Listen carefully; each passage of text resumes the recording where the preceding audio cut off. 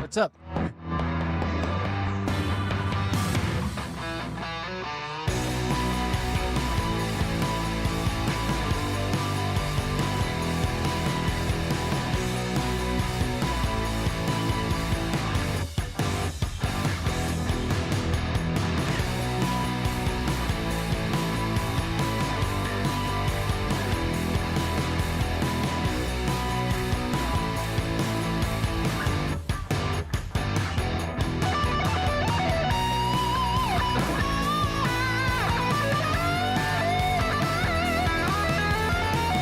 How's it going?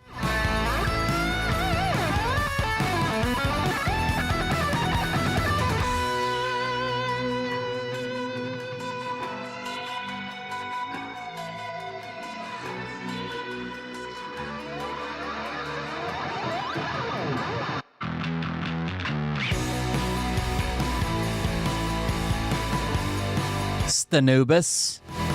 What's up?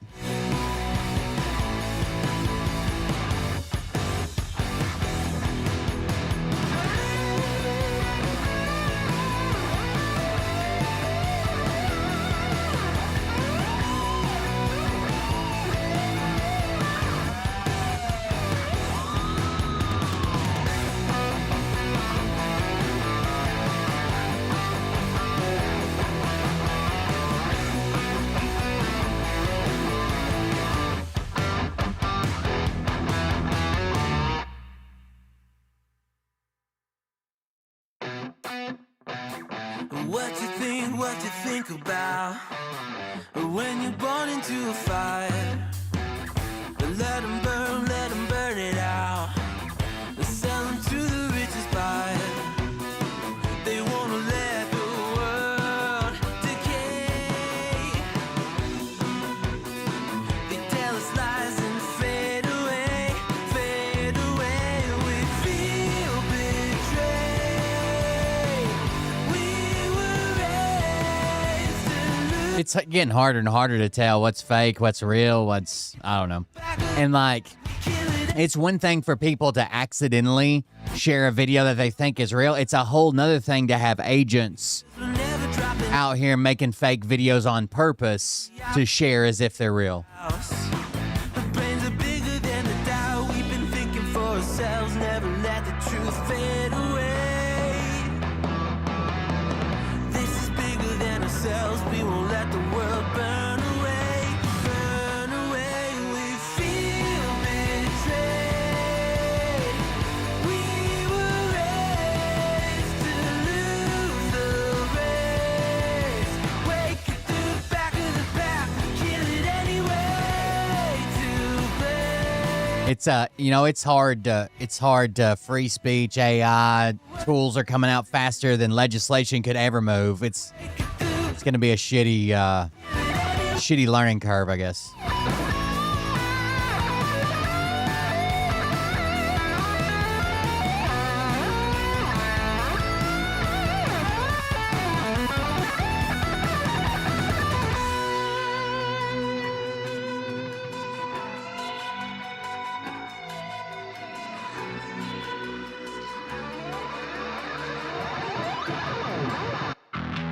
And we feel betrayed.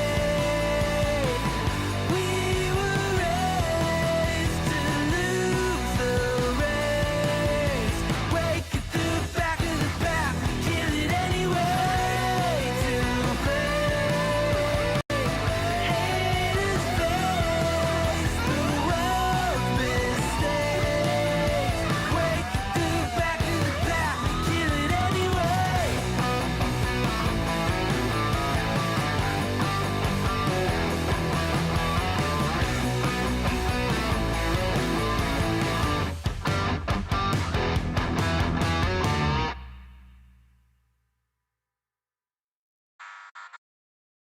Well, well, well.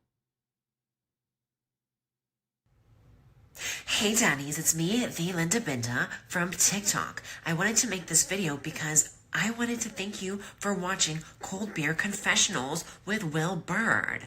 I think that's just incredible. I've watched a few episodes and I'm just like very intrigued. But you know what I'm most intrigued in is Big Daddy's meat stick. I heard that it's very thick, like a good old German sausage. You know, Linda and her coochie loves that.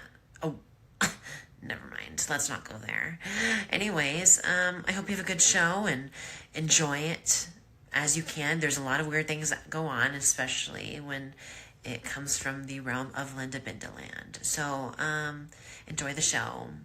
Thanks for watching. Peace out. Welcome, everybody. Welcome. Thank you guys for joining us. I'm Will Bird. This is the Cold Beer Confessional. Thanks for showing up. I have fixed the Buy Me a Coffee thing. So now if we get donations to Buy Me a Coffee, that's why the support bar's back up where it says support me at Buy Me. They used to be at the top. I moved it down to the bottom. But the alerts are back on. So I apologize. I try to cover everybody's alerts even when they don't pop up. But I guess Buy Me a Coffee updated some things and they just didn't tell anybody. They updated like the way their alert system works, and they just didn't tell anybody. So there you go. Thank you guys for joining us. What's up? What's happening? What's up? Do you guys remember? I'm just going to cover a bunch of random stuff today. So if that's not your thing, bye, I guess. Support the stream. If you want to stay on air, that's how we pay the bills. Here's the link where you can get the Buy Me a Coffee link and everything else.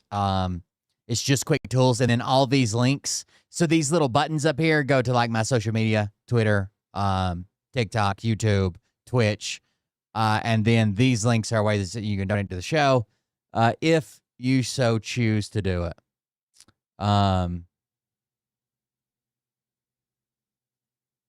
Yeah. Anyways, I got some random stuff. Some of it's I got to look up because it's just like in my head. Some of it I don't. We can start with that Destiny video. I don't even know what that Destiny video was, but actually, let's start here. We'll start with some news, I guess. Need to give me a second.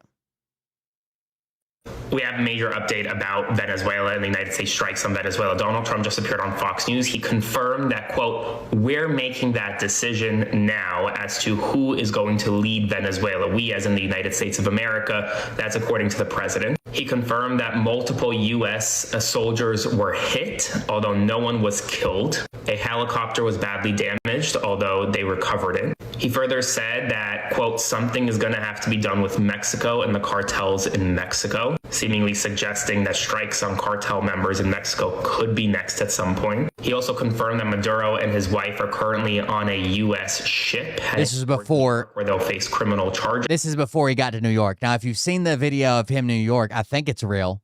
It's kind of disgusting, at least to me, the way they're parading him around in the back of a van with the doors open. That's a very terrorist organization thing. You know what I mean? Like parading them blindfolded in a van or with fucking shades and headphones on in a van with the doors open and people just hanging out of. I don't know. That's kind of weird and disgusting to me, but maybe it's just me. He said that this strike was delayed numerous times over the past several days. And according to ABC News, the strike was actually ready to go on Christmas Day, but it was delayed. In any event, you're going to see a lot of celebration from a lot of people in Venezuela and Venezuelans here in the United States about today. The reason why? Well, because Nicolas Maduro was a horrible dictator to his own people. The question was never whether Maduro should remain in power. It was always whether the United States could legally remove him and conduct regime change without congressional approval. That's a question Congress will have to answer to. I'll provide you more updates. Follow along for more. We have major. And on top of that, another Aaron Parnas video that came out. It seems that Trump was triggered by Maduro dancing. It seems the president and leader of the most powerful nation in the world was triggered because Maduro was dancing to music. Not take calls from any numbers not saved. Yeah. No unlisted numbers. Some news right now. We're now learning why Donald Trump decided to capture Nicolas Maduro. The final straw, according to the New York Times, was Maduro dancing. I'm serious. That, according to the New York Times, the reason why Trump decided to go in and take Maduro now was because he thought that Maduro was taunting him by dancing to music at public rallies against the United States and Venezuela. And when Donald Trump saw Maduro dancing, he saw that as a slap in the face to the United States and to himself. And so he ordered the United States military conduct strikes and ultimately the regime change effort that we've seen over the past 24 hours in Venezuela. He also did give Maduro, prior to the capturing, an ultimatum to essentially leave his post as president, the illegitimate president of Venezuela, and go to exile in Turkey, but Maduro declined. So spread the word. Full updates on my Substack, as always, linked in bio. Subscribe for free. Follow along, stay up to date on. He felt like it was a slap in the face. If you hadn't seen it, in the last couple of days, Maduro had been at a bunch of, I don't know if you want to call them rallies or whatever, but like gathering of people and celebrations and shit. And when the music came on, he would lip sync and dance. All the news you need to know about. We have some news right now. We're now learning why Donald Trump decided to capture Nicolas Maduro. The final straw. I don't know. It's just, that's crazy to me. He was dancing. And then I was telling the mods about this video. So have you guys heard about the, what were we calling it? The Doomsday Mom? This is actually a really scary story. So this lady who I think is having a mental break, right? Some type of something. So basically she has kids. She has 4 kids. She has one with one guy that she's divorced from, and she has 3 more with another guy that she's divorced from. So both dads are divorced with the mom, but she still gets custody of these kids. And over Thanksgiving, she had all 4 kids in her custody. But for the last 6 months, she had a secret TikTok account that her family and the dads did not know about, where she thinks she was shown visions from God about the end of the world, about an apocalypse, that the state of Utah would be destroyed and that the south of the United States would be destroyed. And she was telling people, you got to stock up on this, you got to have this, you got to get this to heat your house, and it's going to be bad, and you want to get to different areas. So she abducted all of her fucking kids. Just watch this video. This does a pretty good job explaining it. This mother from Utah had a secret TikTok page where she was documenting her beliefs on the end of the world, what was going to happen, and how to prepare for it. And she has since kidnapped her 4 children and taken them to Europe. They have not been seen since November 30th, and their dads are desperate to find them. Her name is Alicia Seymour, and she has 3 children with 1 man and then 1 child with a previous relationship. She had been secretly posting about all of her doomsday thoughts since this past summer, and the father believes that she purposely planned to leave at this time because she was going to have the kids for an extended amount of time because of Thanksgiving. December 2nd, the father of 3 of the children were contacted by a babysitter and asked, "Where are the kids?" And that's when they realized she hadn't been to work and that she was not here. The cops went to her empty apartment. They did find 2 notes that detailed a to-do list and what she believed was going to happen. It said things like getting rid of their phones, getting prepaid phones, changing documents. The father claims that she forged his signature in order to get the children out of the country. So on November 30th, she took a one-way flight with the 4 children into Croatia. Shortly after that, she left a voicemail for one of the fathers saying that they were in France. There were also notes left behind where she said she would be in Italy for Christmas, but we have no idea where she is now or where the children are or if they're okay. Now, I went through her TikTok page, and at first it starts out talking about narcissists and having an ex that's a narcissist. She talks about gaslighting and how family didn't even believe her, things like that. Then it gets to the religious side of it, where she said she saw God in a dream and that he showed her Utah being completely destroyed and that half of the Southern Americas were gone by floods and earthquakes. She said it was going to be a really cold winter and to make sure you have ways to heat up your home home without electricity and canned foods, things that you could eat without needing to cook them. And while she was posting all of this, her exes had no idea. They had been through a long marriage, a divorce, and then years after that. And they had no idea that she had these beliefs. He said his hope was that she truly believes that this is all real and that her goal is to protect the children and that they can find them and bring them back home. She is being charged on 4 felony counts of custodial interference. So what I hope didn't happen, we can go try to find some of her crazy videos. What I hope didn't happen is like you hear the stories about like moms like drowning their kids or whatever to save them, right? They think they're saving them from some apocalypse or getting them ready to meet God or something. I hope she was just really scared, had a mental break. She was just really scared that the end of the world was coming and she would be safer in Europe. And I hope the kids maybe just think they're on vacation or something. But you know that's fucking terrifying, right? Even TMZ picked this up, and the dad even mentions his exact quote was like, "I hope this isn't like another Lori Daybell situation." Taking her children out of the country. The kids' names are Levi, Hazel, Jacob, and Landon. These are the most up-to-date photos that I could find of them to show you. So if you're in Croatia, France, Italy, really anywhere in Europe at this point, and you see her or the children. She had other notes about getting burner phones and changing their passport paperwork and birth certificates. And she told them that she would be in Italy for Christmas and she was in this place, but she actually flew to Croatia. None of it made any sense, but she's also going through some type of mental episode. I want to see, I'm sure somebody cataloged a bunch of her. Here's the last time she's been seen. It's the last known sighting of 4 missing children. Boarding zone That's all them boarding the plane. 4 for Amsterdam. Zone 4, welcome aboard. Cameras at Salt Lake City International Airport captured the moment their mom, Alicia Seymour, corrals the youngsters onto a plane bound for Amsterdam. 1 month later, they still haven't returned. Now, there's a warrant out for mom's arrest. I'm just trying to find the kids.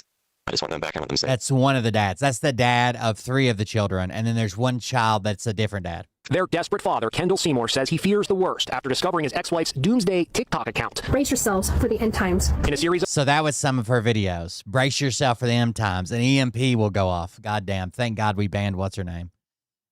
Is this the end Utah dam's dream? She said these dams are going to rupture and Utah would be destroyed. discovering his ex-wife's doomsday TikTok account. Brace yourselves for the end times. In a series of disturbing videos, the 35-year-old mom describes her bleakest visions of an apocalyptic end to life as we know it. The airplanes fell from the sky. People are not surviving. They're not making it. She's saying that this is God warning her and warning other people that need to get out and prepare for a nuclear winter or leave the country. What's your reaction when you hear her saying stuff like that? I mean, in the dark recesses of my mind, the biggest fear that this is something like a Lori Daybell situation. I hope that that's not the case. Lori Daybell is the mom found guilty of murdering her daughter and son after she got involved in a doomsday cult with her 5th husband. Kendall Seymour says his ex-wife's doomsday prophecies started in just the last few months. It concerns me that she might not be. And it'd be terrifying to not know any of that about, the mother of your kids, even if you are divorced. And then suddenly it's like she has an entire different personality or life or whatever. In her right mind, that she's having a mental break. He's now working with the FBI to track down his kids, Landon, Levi, and Hazel, along with their half-brother, Jacob. Their passports have been flagged. Do you have a message for your children? I just want them to know that I love them and I miss them and I want them back in the house. So their passports are flagged, but who knows whether she's gotten different paper. I don't know. It's a creepy fucking story, dude. Alicia and the kids arrived to Europe, she apparently called one of the fathers and left a voicemail saying they were in France. However, the FBI has now confirmed that that's not true. They were not in France at the time. It is believed that that was a distraction. The father of 3 of the kids claims that she had to forge documents in order to even get the children out of the country because they share custody, which is why she's being charged with felony counts. She signed the dad's name, like for some type of permission or something to remove the kids. Interfering with child custody. The father also said there was literally no red flags. They didn't find out about her TikTok until his sister started doing some sleuthing online and she discovered it. That is when they saw Alicia detailing. One of the dads just got a phone call from the babysitter, and the babysitter's like, "Where are the kids?" Or, your ex-wife. And he's like, "Oh shit." About how Salt Lake City was going to be destroyed and half of the Americas were going to be flooded by earthquakes. He said that she did buy cross necklaces for the kids, but that she wasn't taking the kids to church because he had custody on Sundays. He also said they both grew up Mormon. However, he has since left the church. It's unclear where she stands on that. The father of 3 of the children said that they were Dr. J called it. married for 6 years, divorced 5, and not once did he ever have these concerns. Long after Alicia and the kids arrived to Europe, she apparently called one of the fathers and left a voicemail saying they were in France. However, the FBI has now confirmed that that's not true. They were not in France at the time. It is. So I've heard that. Hold on. Before I say something stupid, let me look it up.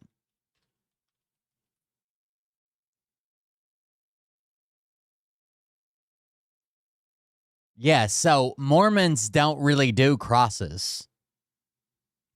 So even if she was a member of the church and he was a member of the church, and they left it. Mormons don't do crosses. It's kind of taboo. They say they would rather focus on the living Christ rather than like the symbol of his death. Like, general Protestant Christianity, very focused on the cross. Mormons, you won't see them with like cross jewelry, crosses hanging on their walls. Like any house you go into in the town I live in, there's going to be a cross hanging on the wall somewhere. Mormons just don't do that. So you think that would be some type of weird red flag? It is believed that that was a distraction. The father of 3 of the kids claims that she had to forge documents. That's crazy, dude. I'm going to be talking about a case out of Utah that is extremely disturbing. So if you guys haven't heard of this case, I highly suggest you look into it, because the more people that know about it, the more of a chance that these kids will come home safe. I first saw Jalen Johnson, who's another true. Oh, I know what I was going to say earlier. Do you guys remember a while back, probably about a year ago, well, maybe not that long, 6-8 months, I shared a video of a woman who claims that like the cops harassed her in a casino local to me. It's a casino in Bristol. It's the Hard Rock Casino. This woman goes to TikTok, says she was harassed by this cop and she treated her really poorly and blah, blah, blah.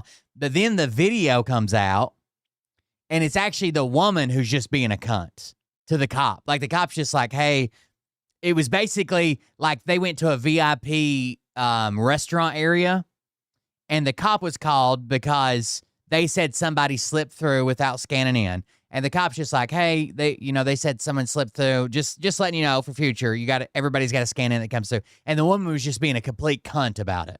But she ran to TikTok to give her whole sob story and get people on her side. Well, that's now come to a head. There's a lawsuit. The cop is suing the woman.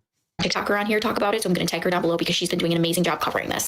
Above me is Alicia Seymour. She's 35 years old, and she has since left the country with her 4 children, 3 of which are pictured here, because she thought the end of the world was coming. You can see from this poster, the kidnapper, who is Alicia, along with the 4 children, their ages, their photos. Take a screenshot of this, share this. The more people that see it, the better. Now, 4 kids have vanished, and their mother thought the end of the world was coming. And this is one of those cases where the more that you learn, the more details, the more unsettling it becomes. Alicia Ann Seymour has been accused of abducting her children, who are between the ages of 3 and 10. Now, police in Utah say a mother didn't just take her children, she planned to disappear with them. 4 kids are gone, and now 2 fathers are worried sick. And a belief that the end of the world on Alicia's part was imminent. So Alicia thought the end of the world was coming and fled the country with these 4 beautiful children, and nobody knows where they are or the status of them in any form or fashion. According to investigators, Alicia believed the end of the world was coming. And I'll show you the video again to like reacquaint you with the case in a second, as soon as we finish this video. From what was about to happen. She allegedly believed that society was about to collapse, and the only way to save her kids was to remove them from everybody and everything that they knew. Police say she violated. It's easy to judge like the mom and be like, God damn, she shouldn't have done that. Fuck that. How easy could you have something wrong with your head to where you legitimately believe this? Like, I believe some fucking crazy shit. I've slipped into fucking paranoia and all kinds of things. Like, I don't know. It sucks all the way around. The kids are in danger. The mom needs help. Custody agreements, and she didn't tell both of the children's fathers where they were going. Her first 3 older children, fathers are just fucked. Different. Now, here's where it gets chilling. Investigators say she had written plans in her home, plans that included allegedly destroying phones, destroying documents. Yeah, she said that she was going to destroy all the phones and buy burner phones that couldn't be traced. Cutting off communication completely, which is what she inevitably did. Surveillance footage allegedly shows her boarding a one-way international flight with all 4 children on November 29th. One way. She first traveled to Europe, Amsterdam, and then authorities believe on to Croatia. At one point, she left a voicemail for one of the fathers. I just hope they find the kids alive.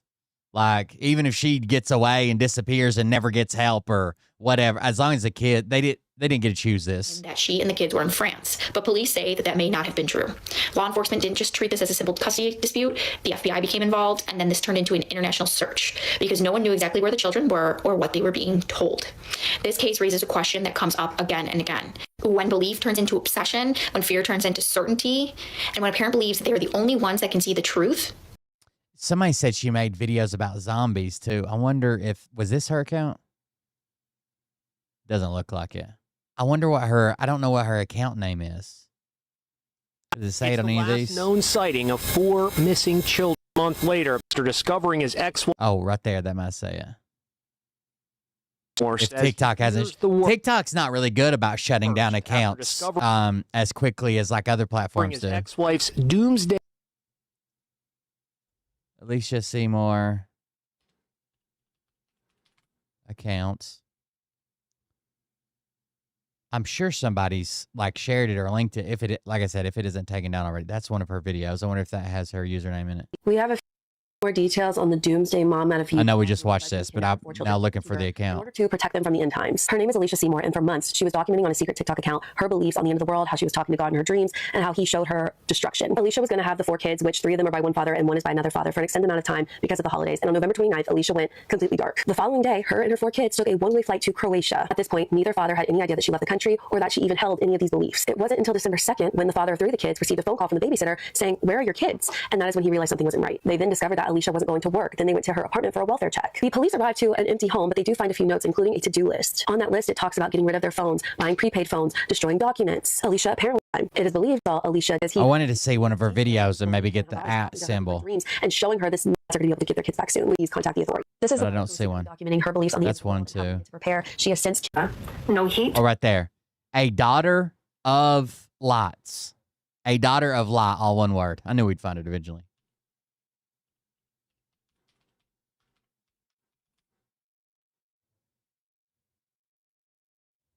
There we go. All right, you guys want to see some of her loony videos before? Here we go. It might be, what's that person that I banned last night? Just Be Real or whatever. This Be Real. That, it might be her. Hey y'all, I had a dream last night and this dream repeated a few times. I woke up a few times and it kept replaying every time I fell back asleep. And I feel like this is urgent. The Dead of Nights. What does that mean to you? This dream was about an EMP going off. I heard the sound, like the blast that it makes. And as soon as that happened, the car stopped driving, computer stopped working, all electronics were down, Wi-Fi was down, water was down. The airplanes fell from the sky. Helicopters fell from the sky. And there was no heat, no cooling. She starts talking about drones with net guns. Yeah. Everybody had to walk home from work. And it was like in the middle of winter and it was freezing. There was ice on the ground. There was some snow on the ground. And as my dream progresses, people have no food. They have no water. They're freezing. And people are not surviving. They're not making it. And every time the stream restarted, I would hear that blast and I just knew instantly that it was an EMP. I mean, like I have crazy dreams. How do you know which ones are like dreams from God and which ones are like, man, I must have fucking ate something weird or been thinking about something weird when I fell asleep or... And it was like the world had stopped. We were thrown back into an ice age.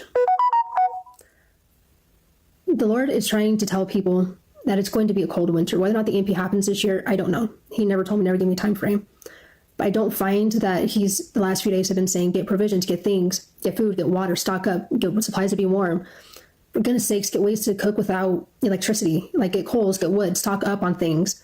So this isn't bad here, right? She has a dream. She's like, I don't know if it's going to happen or not. It just seems like I'm being warned. And, you know, you should have extra supplies and a backup way to cook like that. That's not bad. Make sure that you can... It's when you start flying to fucking Croatia, kidnapping your kids. It's like, well. You can survive a cold winter. And I don't find it a coincidence that last night I woke up, I don't know how many times, and it's the same dream over and over and over again. And I had this dream when I was a kid, like when I was younger, and I'd have it occasionally. And last night it was just repeatedly just starting over and over and over again. So I don't find it to be a coincidence. And I honestly believe that the Lord is trying to reach out and tell people it's going to be cold. You have got to stock up. Okay? Get provisions, get food storage, things that can last in the pantry if you don't have a way to cook things. Did I tell you about my weird Shutter Island dream that scared the fuck out of me? Like, it was so bad I called my sister and explained it to, like, it scared the fuck out of me. I did not like it. Like, heart racing, like, what the fuck, just like total mind fuck. It was horrible. Canned food, it's not the best tasting, but you can eat it straight out the can. It's already cooked. And heed his warning. Okay. We are in a war. Ephesians 6:12. Oh God. It's not against man. We're fighting powers of the air, creatures, evil beings. We're fighting darkness, and things are going to get worse. So prepare yourself. Make sure that you are stocked up. Make sure you have the things that you need. Hey y'all, I had a dream. Hi y'all. I just received a message and it urgent word, get provisions. Kind of urgent. Get ready, have food storage, provisions, warm clothes, solar lights, and batteries. Revelations is coming to pass. Hashtag Savior, hashtag Christian Talk, hashtag TikTok Viral, hashtag Dreams, hashtag Heed. And I feel prompted to share it now, and it's 11 o'clock at night. I am that great. I'm going to tell you my dream anyways, because it freaked me out. I may have already told it. But basically, it was this weird thing, and it kind of had to do with the flood. So, like, yeah, I was me, and I felt like me. And there was somebody with me that I didn't really know, but there was always this one person with me. Okay? Always.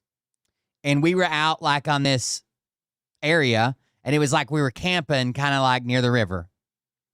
And I was sitting around this, like a campfire. And you know how dreams the timeline doesn't match up and different things happen or whatever. But there were 3 of my really good, like, lifelong friends I have known my whole life, like I grew up with, went to elementary school or whatever, and we're having a good time, okay? Suddenly, after we've been hanging out and having a good time, so there's one person with me that is unnamed, but I know they're supposed to be there, and 3 really good friends, okay? So over the course of this dream, like, one of my friends gets up and just, like, wanders off and, like, falls off a fucking cliff and dies.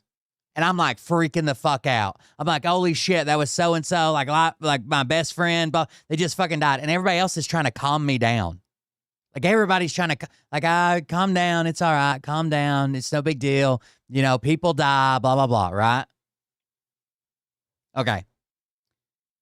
Over the course of the dream, the other 2 friends, so out of 3 of my, like, lifelong friends, known them since elementary school, blah, blah, blah, still friends this day, as this dream progresses, they all die. Like, one of them gets shot, and somehow I find out the other one dies. And every time I'm freaking the fuck out that, like, one of my really good friends died, and everybody else is like, calm down, it's all right. They just keep trying to calm me down, right? Like, it's part of life, people die, blah, blah, blah. And this person that's with me is pissing me the fuck off. Because every time I want to be like, what the fuck is like, people are dying, and this person's like, calm down, it's okay, blah, blah, blah. Anyways, so then we leave this area, and all 3 of my friends have died, and I'm still like kind of like wigging out about it, but I don't want to do too much because this person, like, is pissing me off. They keep trying to calm me down, and there's like a group of people, and we're like walking through my town or whatever, and I see my sister, Stephanie, okay, which is like the middle kid. She's my sister. I see her. And I'm like, hey, Stephanie, blah, blah, blah. You're not going to believe what happened. And the person that's with me, again, this person that I don't know, but that's always with me, is almost like trying to run interference between me and my sister. Like, I'm trying to tell her, like, what happened, and, like, people are fucking dying and no one cares. But this person's like, it keeps interjecting and like running interference and trying to talk to my sister instead of me. Like, it's fucking pissing me off. And finally, my sister's like, all right, well, we can just all calm down, come back to my house. And I'm like, okay. We're going to my sister's house, and I'll finally get her alone and be able to tell her everything that's going on. So we go to my sister's house, and there's like a bunch of other people there. I don't know why, but there's like maybe 10 other people in the house, and she's like going around and talking to like different groups of people, and I'm there with this fucking person that's with me. Anyways, it gets to the point to where I see my sister separate from everybody else.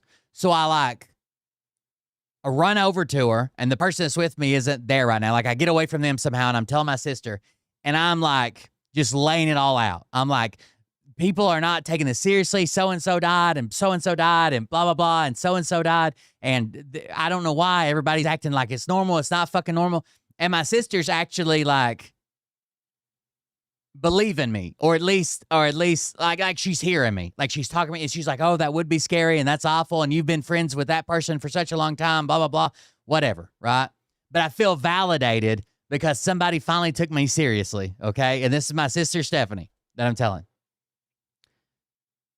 That's like a relief that someone just took me seriously and understands how serious this is. Like, I feel like relieved. And then I turn to walk away and go back to like this person that I was with, okay?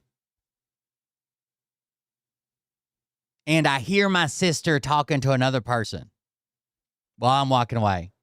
And my sister's like, the other person says to my sister, like, oh my God, like his friend died or something. Should we do something or whatever? And my sister starts explaining to this person that's talking to her like, oh no, he always does this. Like that person actually died 10 years ago and this person's been dead for a long time. He's just, you know how he get with like how they get when they get older. And like a light switch flipped in my head and I was no longer me, like my current age. I was like an elderly person. Okay. It was like Shutter Island shit. That's what I'm saying. It freaked me the fuck out. I was like old as fuck. That person that had been with me the whole time was my caretaker. Like I had like a fucking caretaker because I had like dementia or some shit and was losing it. And my sister that I was talking to wasn't my sister. And I realized this all at once. My sister I was talking to wasn't my sister. It was her daughter. But where I have fucking dementia or some shit, I thought it was my sister. And I thought all these things were happening, but really it was just like weird memories coming back to me because I had fucking lost my mind and I was like 1,000 years old. Like it fucked with my head so bad that I was like, holy fuck. Like as soon as that realization hit, it's like when you fall or when when you hit something or whatever, you like jump awake in bed. Like I jumped awake in bed. My fucking heart was racing. Like my fucking temperature was up. I was sweating. Like I was freaking out. And I ended up calling my sister about it. And I was like, you're not going to believe this fucking... It was just crazy. Because you know how in Shutter Island, like he realizes he's the mental patient finally? Like, and he has been the whole time. He's not a detective. It was like that. Like it all just fell apart at once. And I was just an elderly guy with a caretaker in a fucking nursing home.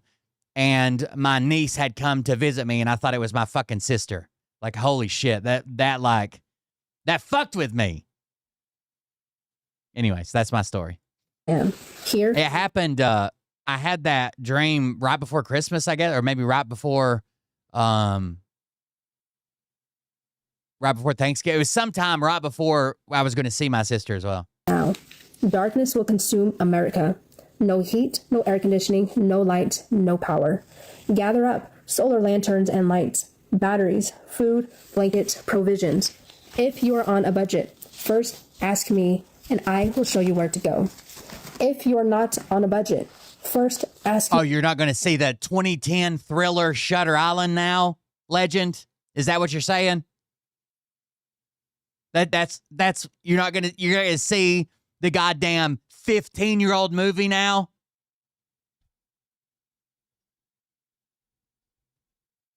I will show you where to go. I have made this distinction because many with also 11 dies.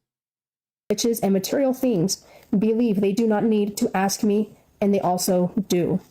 Seek ye first the kingdom. I think God's trying to tell you to stop with these filters. What is it doing to your eyebrows, girl? Of God. This is for all, the rich and the poor. Stay away from the pagan holidays.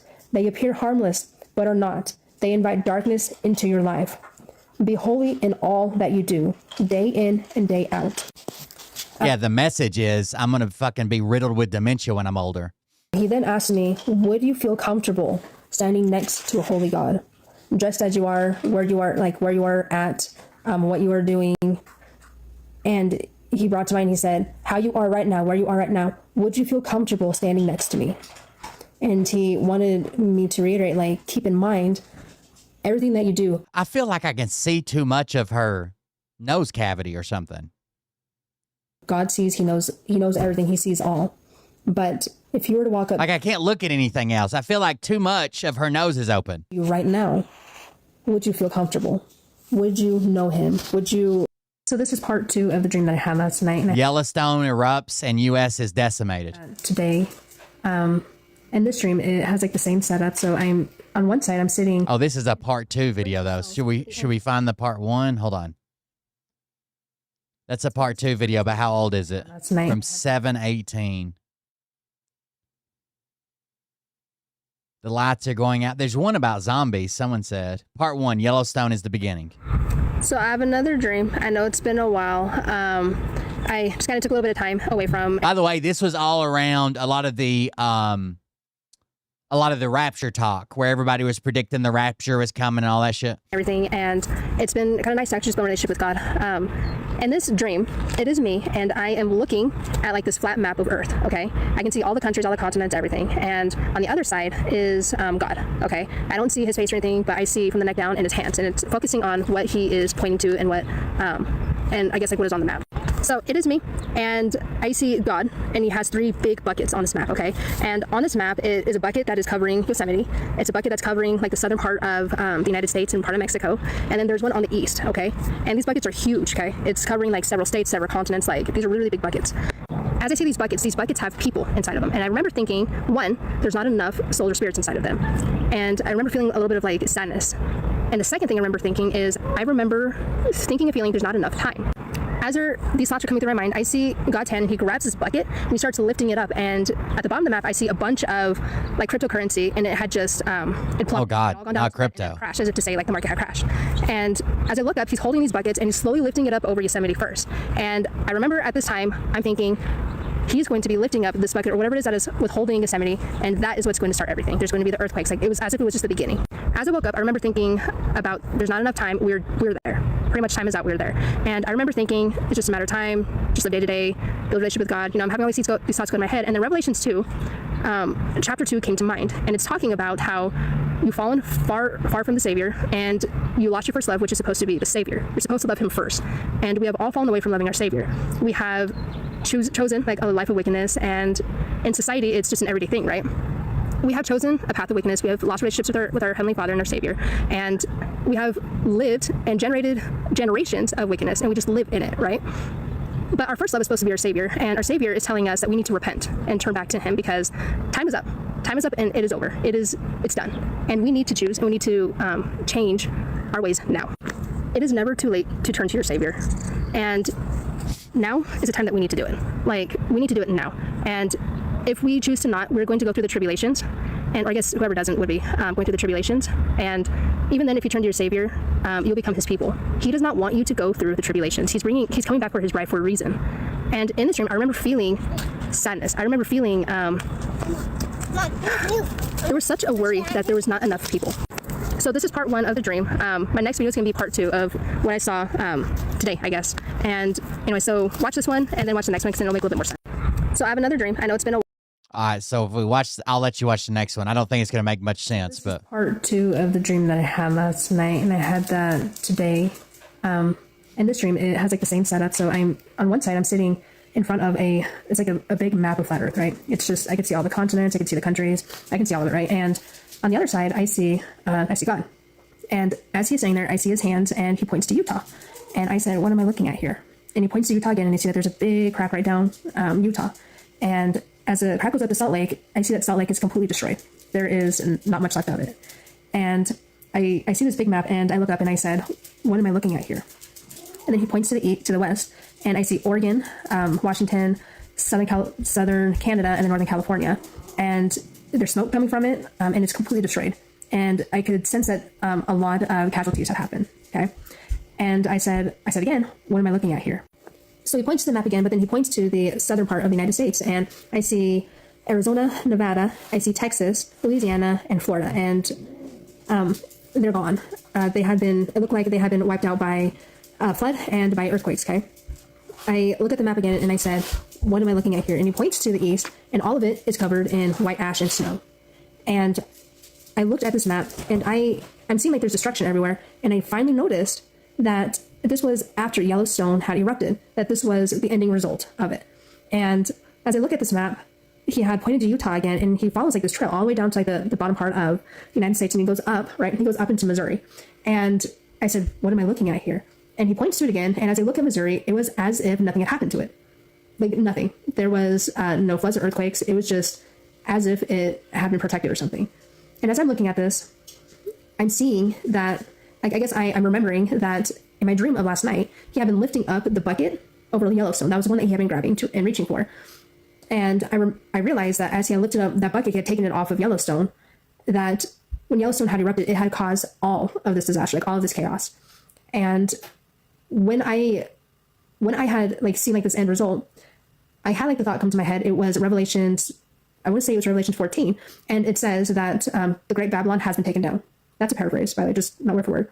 But it talks about how the United States is Babel, and it has been taken down. And then I remembered that in Revelation 22, it's a parable of the wedding, and how a lot of people go to this wedding, but not all of them have been invited. And he had noticed that one of these visitors, or one of these guests, weren't dressed for the occasion, but they were there celebrating and partaking of the food and doing all of that. And he had sent him out, and he said, many are called, but few are chosen. So many are going to be called to follow the Savior. I mean, that's what the remnant, that was everybody is doing right now. We're trying to call everybody out to follow their Savior, to repent, to turn towards him so that they don't have to go through the Great Tribulation. Like, there's going to be things that everybody will be going through, but he's coming here for a reason. He doesn't want us to go through the Great Tribulation, but not everybody is going to. I'm sure in her head this makes so much sense. I'm just not following. Because he didn't heed the call. So he's calling everybody to repentance. He's calling everybody to follow him and to have faith in him and to believe in him. But not everybody's going to go. And I don't know how many times I can say this. I don't know how many times I can just yell this out. And no matter how many times people hear it, they still won't get it. He wants everybody to repent. Right now, we are living the time of Sodom and Gomorrah, the time of Tower of Babel. This is a great Babel, the United States is. It had been blessed, and it went, it followed the pride cycle. It followed the pride cycle, and everybody, a lot of the people, the majority of the people had turned away.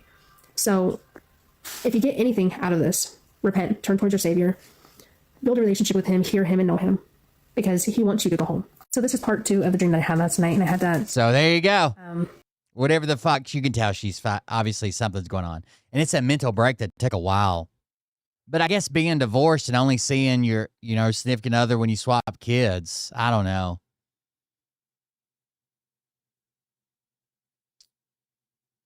And she started this account just for her Christian dreams and claiming she was married to a narcissist and this gaslighting projection and stuff. I don't know. Has anyone ever had to deal with a narcissist and flying monkeys? I did not know what a flying monkey was until I married a narcissist. And my family, my friends, people that I thought were with me were actually working against me behind closed doors, okay? They had been siding with a narcissist and acting as if I was the problem. I was never given a chance to even tell my story. And that was the hard part, was I was never even given the chance to tell my story because they had been working behind closed doors, essentially, and been already telling me lies, incepting these lies into what was going on, slightly twisting things, and making it as if I was a problem, and only telling 3/4 of the story, not the other quarter that would actually tell what was happening. Let me know. Make sure you've actually had to deal with this. Has anyone ever had to deal with a narcissist and flying monkeys? So there you go. I don't know. Whatever you think. All right. Let's go into this other story. So the woman's name here is Stephanie Bates. And she basically makes a video claiming that she was mistreated by this cop. Bristol police officer. She names the cop. She comes out with her name. She says that this cop basically harassed her, accused her of theft, embarrassed her and her husband. And just a few months ago, she had been asking people to watch videos and buy TikTok products so she could pay off her car because they were going to lose their car. But then when she makes this, a few months later, when she makes this casino video, she claims that they spend $5,000 a month at the casino. So, her story doesn't add up. Is she poor and she needs help, or she spend all this money at the casino? She's like a fucking high roller. But anyway, she claims that while they're staying at the hotel, this cop came in, embarrassed her, and accused her of being a thief, and blah blah blah. But we're gonna watch the body cam footage and see. Bates and her husband confronted the hostess at the lounge, who confronted Bates, who was a person who had entered without checking in. The lawsuit states that at that point the couple became more agitated, cursing loudly at Tomlinson and others. Here we go. We're going to watch the footage again because she claimed to be the victim in this. I'll find her video. Let me see if I can find her video.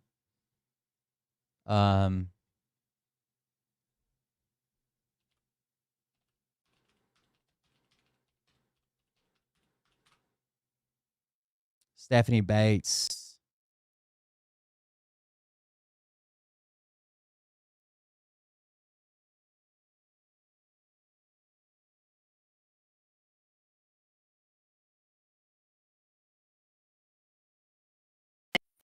Stephanie Lynn and her husband Josh did do an interview with WCYB, a news station out of Bristol, Virginia. Let's watch this together and talk about it afterwards. A woman is going viral on social media after claiming a Bristol, Virginia police officer assaulted her at the casino on Saturday. Good evening, I'm Kristen Kwan. Stephanie Williams says her and her husband were wrongly accused of sneaking into an exclusive lounge. BBPD released the body camera footage of the officers interacting with Williams. News 5's Mara St. Marie spoke with both sides. Let's talk about this woman officer who wrongfully assaulted me last night. Let's talk about this woman officer who wrongfully assaulted me last night. Stephanie Williams posted this video on TikTok. Stephanie, wait, where did I get Bates from? Bates is what this news article says. Is she divorced now or some shit? By Bristol, Virginia police at Hard Rock Casino. About this time, the table said, look at all these cops that are in here. What are they here for? Williams and her husband were dining at the Plum Lounge, an exclusive area in the casino for only black or gold card holders. She says to get in, you must show your card, your ID, and have the door open for you. It was a shock that somebody had even snuck in. 2 officers are stationed to the casino every Friday and Saturday night. So they were already there. But yes, the casino, one of the casino staff came and asked for Officer Tomlinson to come over. Hi, ma'am. All right, we're going to watch the full body cam. I've got it keyed up here. So she claims that she was assaulted and... Is this it? Guys, remember when this accused? But yeah, this is... Where's those videos? Wrongfully accused. She was assaulted, that all these things happened. And then TikTok got the body cam and they're like, wait. And she tried doubling down on it, saying, well, yeah, we were loud, and but we were accused of being thieves. This cop is fucking over the top nice with this lady. And the cop doesn't want to be there. The cop is stationed there. She's there, and all the staff asked her to do is like, hey, can you remind this lady that all she has to do is show her card? That's all she has to do. When she's going to this lounge, all she has to do is show her card. No big deal. Just don't try to like sneak in with somebody else or like go through without showing your card. You got to show your card to get in this lounge. That's it. That's all they're fucking asking for. But here we go. Hi, ma'am. And the cop could care less who did this. The cop was told by the hostess it was that woman and she's with that man. And they pointed her out. Earlier, I think you went to check in, and Are they here for me? Yes, ma'am. What the fuck? You ain't here for me, baby. So that's how we start. Are they here for me? What the fuck? You ain't here for me, baby. Oh, there was even this video. Is this it?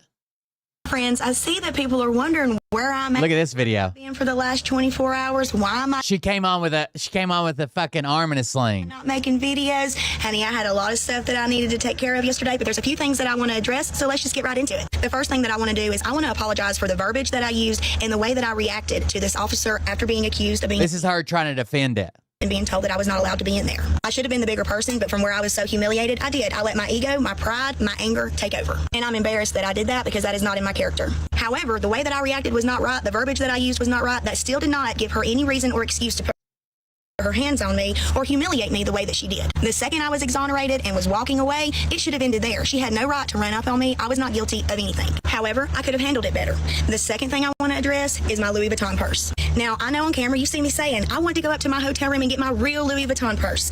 Let me explain to you why that purse means so much to me. If you've been following me for a while, Again, begging for donations so her car didn't get fucking repossessed, but also Louis Vuitton purse in her room. you know that not too long ago we had a contractor who took advantage of us and didn't pay us our money. My husband bought me that Louis Vuitton purse about 4 years ago whenever our business was booming. What y'all don't know is fast forward a couple of years, we had another contractor take advantage of us and hurt us really bad to the point that we thought we were going to lose everything. We were able to bust our tail and get back up on our feet just about until we had another contractor who completely took advantage of us, and I put it out here on TikTok. Because of that situation, so many of y'all came and supported me and helped me and my family get back up on our feet, and y'all have no idea how grateful I am to each and every single one of y'all. But what you don't know, we sold our house. I sold almost all my jewelry. I sold cars. I sold things that I never thought that I would ever have to sell. But I kept my Louis Vuitton purse because for normal people like me and you who work every single day, that is not something that is easily obtainable. She also claims they spend $5,000 a month at the local casino. That is not an everyday luxury. That's a once-in-a-lifetime thing to have. And I knew I'd probably never be able to afford another one. And even then, it wasn't a brand new Louis Vuitton. It was secondhand. My husband didn't want me to give up my purse because he knows that I love purses, and he also knew we would never be able to probably afford another Louis Vuitton again. So because it's so sentimental to me, and because I was so proud that my husband worked so hard to get me something like that, and we had to get rid of everything else, I wanted to keep it, and I didn't want to leave the hotel until I had my purse. Josh gets mad because I don't even want to use it. I've had it 4 years, and I may have used it 5 times. I would prefer to put it on my wall in a display case, showing everybody my purse because I'm so proud of it. Because Josh, what's up, Shaq? Something so nice. I also want to address where Josh said we spend $5,000 a week at the casino. Tell me why he said it. Tell me why, because it's not true. We did an interview yesterday in Bristol for the Bristol news station, and I told them the exact same thing. If we were spending $5,000 a week at the casino, we wouldn't be living paycheck to paycheck, struggling to pay our bills just like everybody else. All I can say is we were angry, emotional, and we were just saying things at that point. Honey, I wish I had $5,000 to be able to spend at the casino and not have to worry about it, because if I did, then that means I wouldn't have to worry about paying my bills. I'd have plenty of money to be able to do so, and I wouldn't have to worry about my husband being sick and not being able to work and being able to keep moving on with our lives. I want to address my arm because people are saying I never went to the hospital, and that's not true. As soon as we left the casino, we went straight to the hospital. I have been doing everything that the doctors have told me to do. By the way, they gave them a number to call if they wanted to report this, and instead they showed up at the station where no one's at and sat there for like 4 hours at like 3 o'clock in the morning. Take care of my arm. People are saying it's a cyst, it's this, it's that. I've never noticed a big knot in my arm like this ever before. Oh, that was another thing. You can find old videos where she has this big like knot on her arm, and she's claiming the cop caused it. I forgot that. You can find videos from a year ago where that knot was on her arm. When the lady grabbed me, it popped. When I got back out to the car trying to move my arm, looking at it, it popped again. The doctors at the hospital said more than likely she pulled my wrist out of place, and it popped it back in place whenever I started moving it in the car. Now, in saying all of this, I also want to... I don't know if I just now remembered that. People found videos from like a year ago where she had this big fucking knot on her arm, and she's claiming the cop caused that. I came in here with him earlier and came in here again with... Okay, well, listen to me. Just listen. So that right there tells me she's guilty. So what happened was she came in with her husband. He had to scan some type of high roller something, whatever, a membership card or whatever. Then she says, then I came in again. So she left to get something and came in by herself, and she just dipped by the check-in, which is normally fine, especially if the person recognized you or saw you leave earlier. But who knows? The hostess might have been like, oh, did she actually check? I don't know if that was the same woman. And the cop is just doing the courtesy that the hostess is asking her to just please tell her that she's got to scan in every time. Let you know that next time the wait staff up front just needs you to check in. I did. Go run them beautiful All she has to do right here is say, okay, yeah, I'll make sure to check in every time. green, but it's beautiful green, whatever the saying is on that camera. Okay, well, I'm not here to decide that. The beautiful breen, whatever that. She's trying to say, roll the beautiful bean footage from that Bush's Baked Bean commercial. She can't even get that out. Go run them beautiful green, but it's beautiful green, whatever the saying is on that camera. Okay, well, I'm not here to decide that. So The beautiful breen on the camera.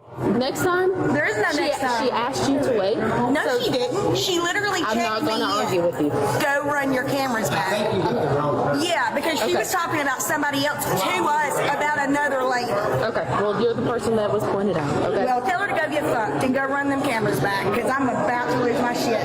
All right, so... How embarrassing is this? We spend fucking thousands upon thousands of dollars. This is humiliating. So, look, I'm going to talk to her, but I would appreciate you not talking to us like that again. I would appreciate y'all not embarrassing me like I've done something. I apologize for that. I'm just going by what we were told. And her, she needs to get fucking fired. Fucking piece of shit. I'm so fucking living with this sick bitch right now.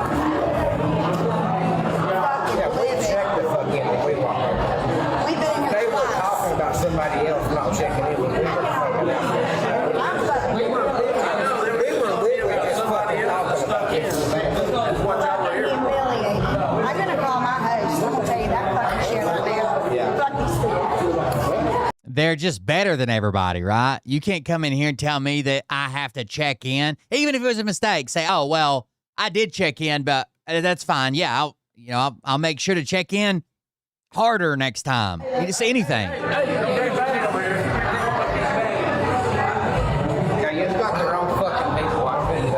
And then her husband starts the same bullshit. You guys got the wrong fucking people, I'll tell you that. Like, they've made this so much worse. The cop isn't there to arrest them, to make them leave, to yell at them, to nothing. The hostess just asked us to tell you, make sure you check in every time when you come back here. And this guy, the male from the casino here, even apologized. Like, sorry, maybe we did get the wrong person. I'm just letting you know. She would just tell me, I want to go speak with the fucking person in charge. I know, but we're just going off what we're told, right? I know, but So then, because the cop said, well, the hostess sent me here. I don't, I'm not the one that checks you in or out. She goes out here and tries to attack the hostess. And she goes up to the hostess and starts screaming at her, blah, blah, blah. And the hostess is like, sorry, no, I'm sorry, I didn't know. And she's like, see, it wasn't me. You're lying. Just watch.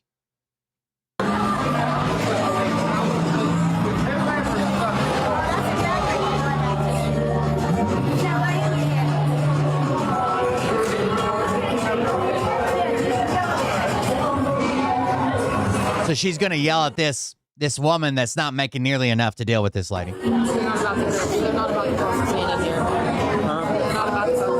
Yeah, you know how one Karen usually shuts down an entire casino.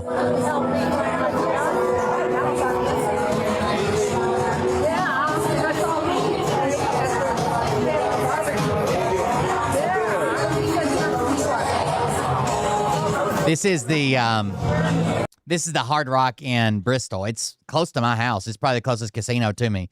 We went to the stream that I did at the casino for our anniversary. I took Mariah to Cherokee, but that was before this casino was open. We have not been to this one. I think it'd be fun, though. Yeah, they're really pissed, and they're about to go off on this lady. So the cop says they're really pissed, and they're about to go off on this lady. But obviously, it's still not the one we're told. She's about to go off on this lady, by the way. It's about to be a scene. It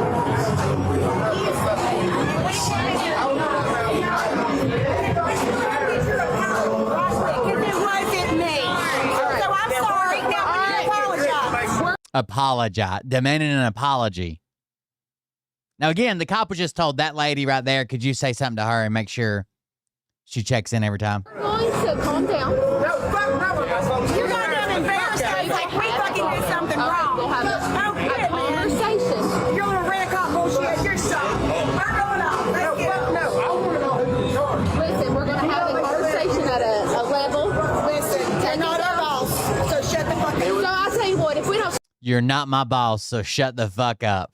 That's really trying to de-escalate, huh? Yelling, we'll both go to jail for this. You embarrass us. No, just stop. You embarrass us. We're going. They're out. Out. Out. Let's go. Out. No. That's the only hand engagement you'll see the whole video. She reaches for her hand like 3 times, and I don't even think she ever gets a good grasp on it, but that's her pulling her wrists out of the socket, by the way. That's it. She doesn't touch her again the rest of the video, ever. So hold on, I'll rewind it. You can see every bit of the physical altercation here, okay? That's it. So she reaches a couple times for her hand, misses it, kind of gets a hold of it right there. Then she lets go, and there's her hand's fine. She's not complaining about her hand. Look at her moving it. Does her wrist look out of socket? We went for cars this way. Can we go that way? We are waiting. My Louis Vuitton purse and everything's upstairs. Wait, okay. We're going to calm down. We're going to take this, and then we're going to go up here and talk at a normal level so we're not making a scene. You're embarrassing. Y'all are definitely making a scene. Let's go. All you have to do is calm it down. Talk to us like and this bitch, this wouldn't have even been an issue online. She went online to show a picture and give first and last name of the cop who assaulted her and embarrassed her at the casino. She brought this no one would even have heard about this, ever. The only reason the news covered it, the only reason there's a case now, the only reason that all this came out is because she took it to TikTok.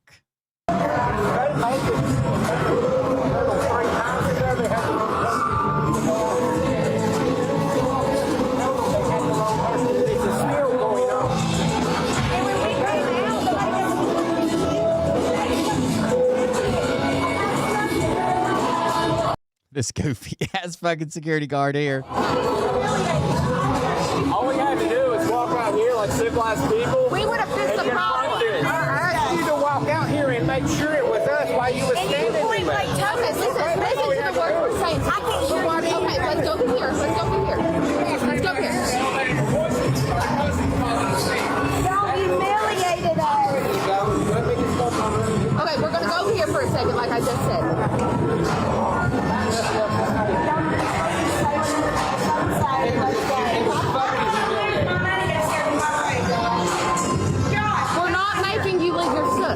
listen to me. Take a deep breath and listen to me. She tries to work it out with her again. Listen, we were told that it was you, okay? But it's funny how I get that. Okay, listen to me. So when I came up to you and you said that wasn't me, okay, that's the point where we could have been like, okay, maybe it wasn't you.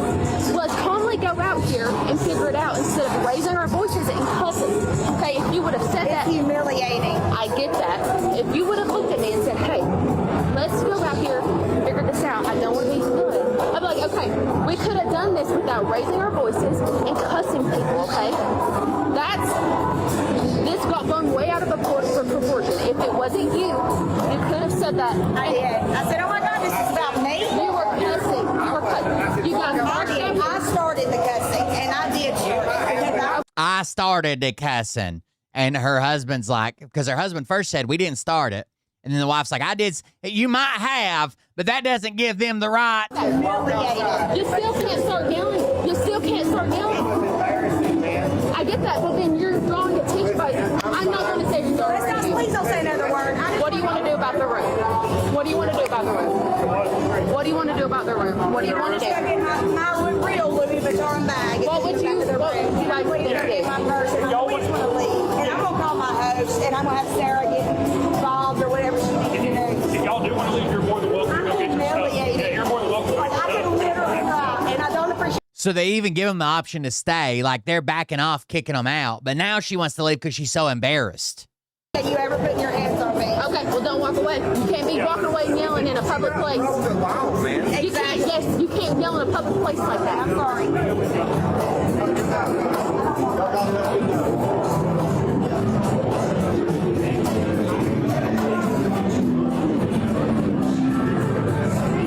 What's harder this time? I'm trying to do one with you. I know it's gonna be so bad.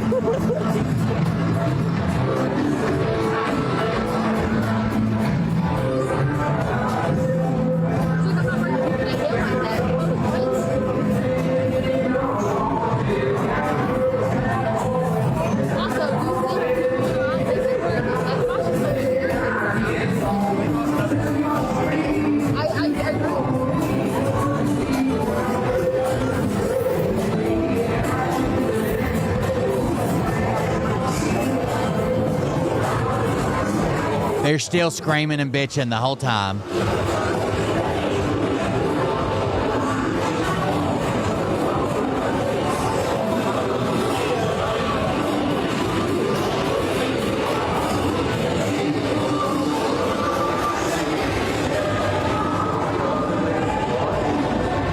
Also, but she didn't, I mean, she could have said, I don't think you consider her. She didn't want to start it.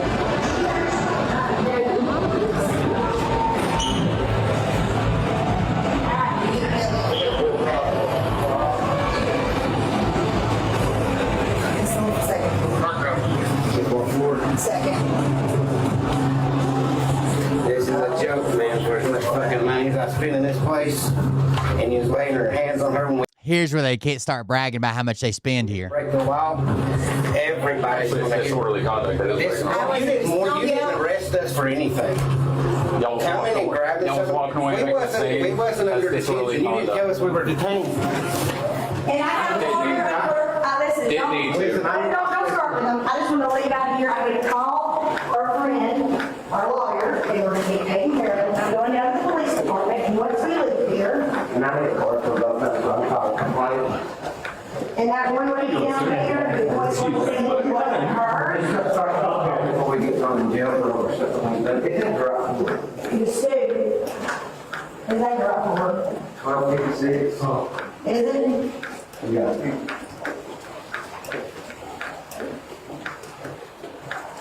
They just can't stop themselves. Is this the second floor? It is the second floor. They ain't gonna drop. They ain't gonna drop. She's not. I don't know. They're asking if how drunk they are, if they can drive, if they're leaving. Can I get your 2 cards, please? With your names on them? Yes, sir. Hold this door.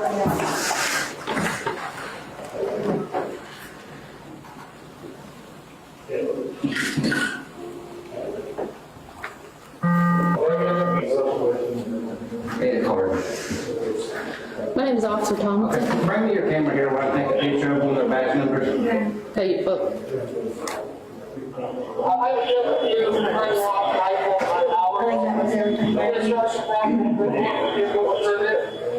Where's your badge number at, please?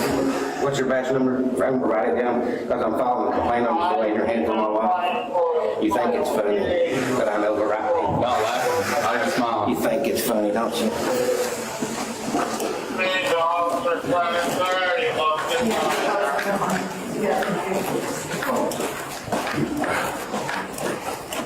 They can't help themselves. You think it's funny, don't you?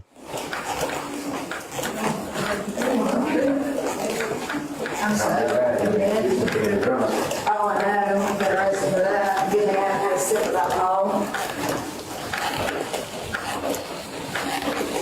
This right here, I'll never be back. And I'll take it right. They'll never be back. No, because I'm calling you. Never get in the car. I'm not going to sue her or something I can possibly think of. She laid her hand on me. I'm going to a doctor. Actually, she leave it. I'm going to a doctor. This way, she's going to a doctor. You can't lay your hands on somebody with that many things. I know the law. You're going to find out and keep smiling. You're going to find out both of this. You need EMS to come check you out? No, I'm going to go to the hospital. Okay. We know what it is. this one's open, man. Thank you. I appreciate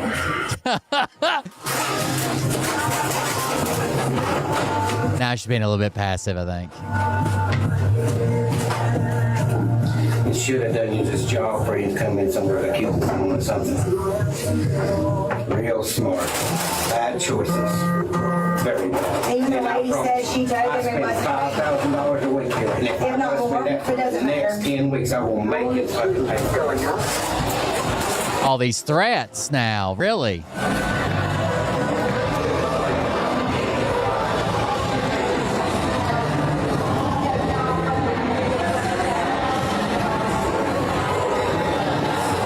That's no good.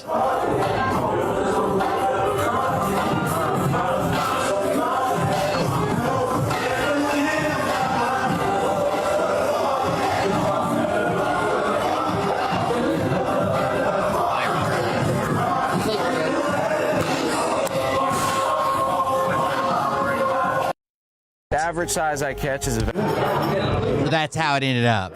about 12 foot. Does it seem like she was assaulted? Now, that local cop is actually suing them. So let's see if we can find it. This is, here we go. So everybody wants to know what I have to say or what I think about this. For basically ruining her career, slandering her online, making false claims and accusations. This is her responding to it, saying the truth will come out. Stop suing me. If y'all been watching me for a while, y'all know the situation. So this story here with Miss Stephanie Lynn originally started on a casino floor and now it's heading to a courtroom floor. So here's a full breakdown of exactly what happened with Stephanie Lynn. If you don't remember the video I did a few months ago that kind of explained the whole situation and what allegedly happened to this influencer Stephanie Lynn, and now why the tables have turned on her this time. And I just want to add a quick little note here. Why does everybody believe that Southern charm and her fake persona? You guys, there's so many people that believe this. A lot of people came to bat for her before the body cam came out. Some people were like, that sounds weird. Like a cop come over and assaulted you because you were being super nice and just didn't happen to, it's a misidentification. That seems weird, especially in like small town in Northeast Tennessee, or I guess it's technically it's Bristol, Virginia, because the casino's there. There's no gambling in Tennessee. You have to cross the state line, but Kills me is her and her husband both have full-time jobs, yet they're constantly on this app begging for things, begging for people to help pay off their car, begging for this and begging for that. And then she tries to sell all this junk that most of it is junk.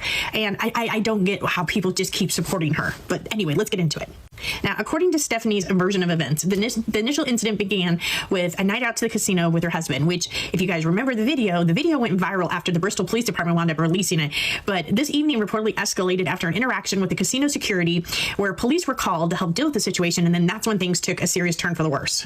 Now, right after this incident happened, Stephanie decided that it was a great way for her and her husband to get some clout. So what they did was they came out with their version of events, right? Before the actual video footage from the police cameras were released to the public, they came out with their version. And their version was that they were were harassed at a casino. They did absolutely nothing wrong. And then the Bristol Police Department, a female officer came in and she wound up harassing Stephanie and wound up hurting her arm. And she showed this bump that was on her arm that supposedly the police officer created and did. Now, if you'd watched Stephanie's previous videos before this entire incident happened, that bump was there through majority of her videos. So it was Stephanie Lynn Bates is what it is in the lawsuit, but they're saying Williams on here. Yeah, on the lawsuit, the local news has it as Officer Lily K. Tomlinson and filed a lawsuit against Stephanie Lynn Bates in U.S. District Court on December 3rd. Seeks damages for Bates' alleged defamation of Tomlinson in TikTok videos after an incident at a casino on September 6th. The officer did. This is something that's natural on Stephanie. They were just trying to say that, oh, the officer hurt me, and look, this is a result of it. But yeah, if you go back and you look at her other videos, you know, an attorney's going to be able to throw that out so quickly because it was in so many of her other videos. So it wasn't an injury. So anyway, Stephanie's version of events was that she claimed that during the encounter that the police officer used excessive force on her, causing her to have this arm injury. Okay. And then right after her and her husband said that, the Bristol Police Department released the actual which is what we just watched, the body cam. Camera footage from the police officers. And then what we saw was a very entitled Stephanie who was sitting there saying how her and her husband go to this casino once a week and they spend $5,000 a week at this casino, and how dare them treat them like this. The whole time I'm watching this video, I'm like, okay, so the true colors of Little Miss Southern Stephanie are coming out on this video, because she comes across as Little Miss Sweet and Innocent on here on TikTok, and so many people just eat it up and believe her persona. I think that's really who she is, a sweet, innocent little Southern girl. But then you get to see that she's sitting here bragging on the cameras, saying how her and her husband spend $5,000 a week at the casino. And the whole time I'm sitting here thinking, why are you on TikTok begging people like me and other people for money to pay off your cars and pay to pay off her car that was going to get repossessed, off your bills? If you guys can afford $5,000 a week at the casino, help me make it sense. Help it make sense. It doesn't make sense. But Stephanie, being the good actress that she is, because let's face it, the girl's an actress. She's not real. She's a complete actress out here just trying to make money by telling these sad sob stories. I mean, first there was a sob. By the way, the lawsuit claims that they tried to get medical records to just prove that she visited the hospital. And there was a visit, but literally no other paperwork other than it said arm pain. There was no dislocation. There was no fracture. There's no paperwork claiming there was any injury to her arm. Over her son, and now it's a sob story of police harassed me, even though the internet saw that was not the situation. She was a complete aggressor in this whole situation. But now she's being sued by that police officer because, or rightfully so, she sat here and threw that police officer underneath the bus and ruined this woman's reputation, saying that she used excessive force on her when she obviously... It says, Tomlinson claims that Bates' husband called the Bristol, Virginia Police Department asking about Tomlinson's personal information so they could file an assault charge against the deputy. During the call, the lawsuit claims the husband said Tomlinson had yanked her arm out of place and that she had dislocated her arm. He made additional claims that she was in the hospital with a possible broken arm and a dislocated shoulder. After the incident at the casino, the lawsuit claims Bates posted multiple TikTok videos, the first of which was filmed outside the Bristol, Virginia Police Department in the early morning hours of September 7th. According to the lawsuit, Bates posted another video later that morning and another video on September 8th after the Bristol, Virginia Police Department released its body cam footage. The lawsuit refers to a third video in which Bates asked the police department to release all the footage and shows a knot on her wrist, claiming to be the result of Tomlinson grabbing her. Thompson's suit states in other videos posted by Bates prior to this incident showing the same knot on her wrist.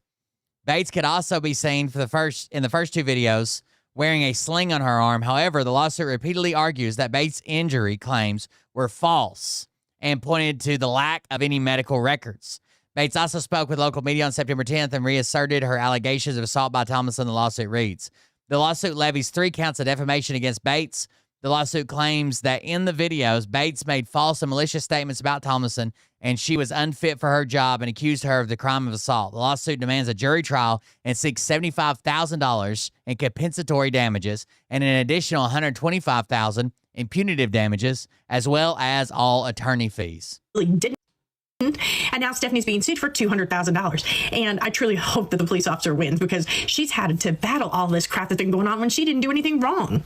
Now, for the last few months, Stephanie, her husband, had like spun this narrative online where it's centered around Stephanie being the victim. And her story, of course, gained a lot of traction on TikTok and Instagram because at first people were like, oh, poor Stephanie. Oh my gosh, she was accosted at the casino. And then when the truth started coming out, people started seeing her true colors. But there was still a lot of people who still supported poor Miss Southern Stephanie and still believed her bullshit, which is exactly what it was. But because her story spread so fast and gained millions of views, it began sparking the debate about law enforcement and whether the officer really did do anything wrong to her. But as people kept watching the video over and over again, it was so obvious that Stephanie was the aggressor.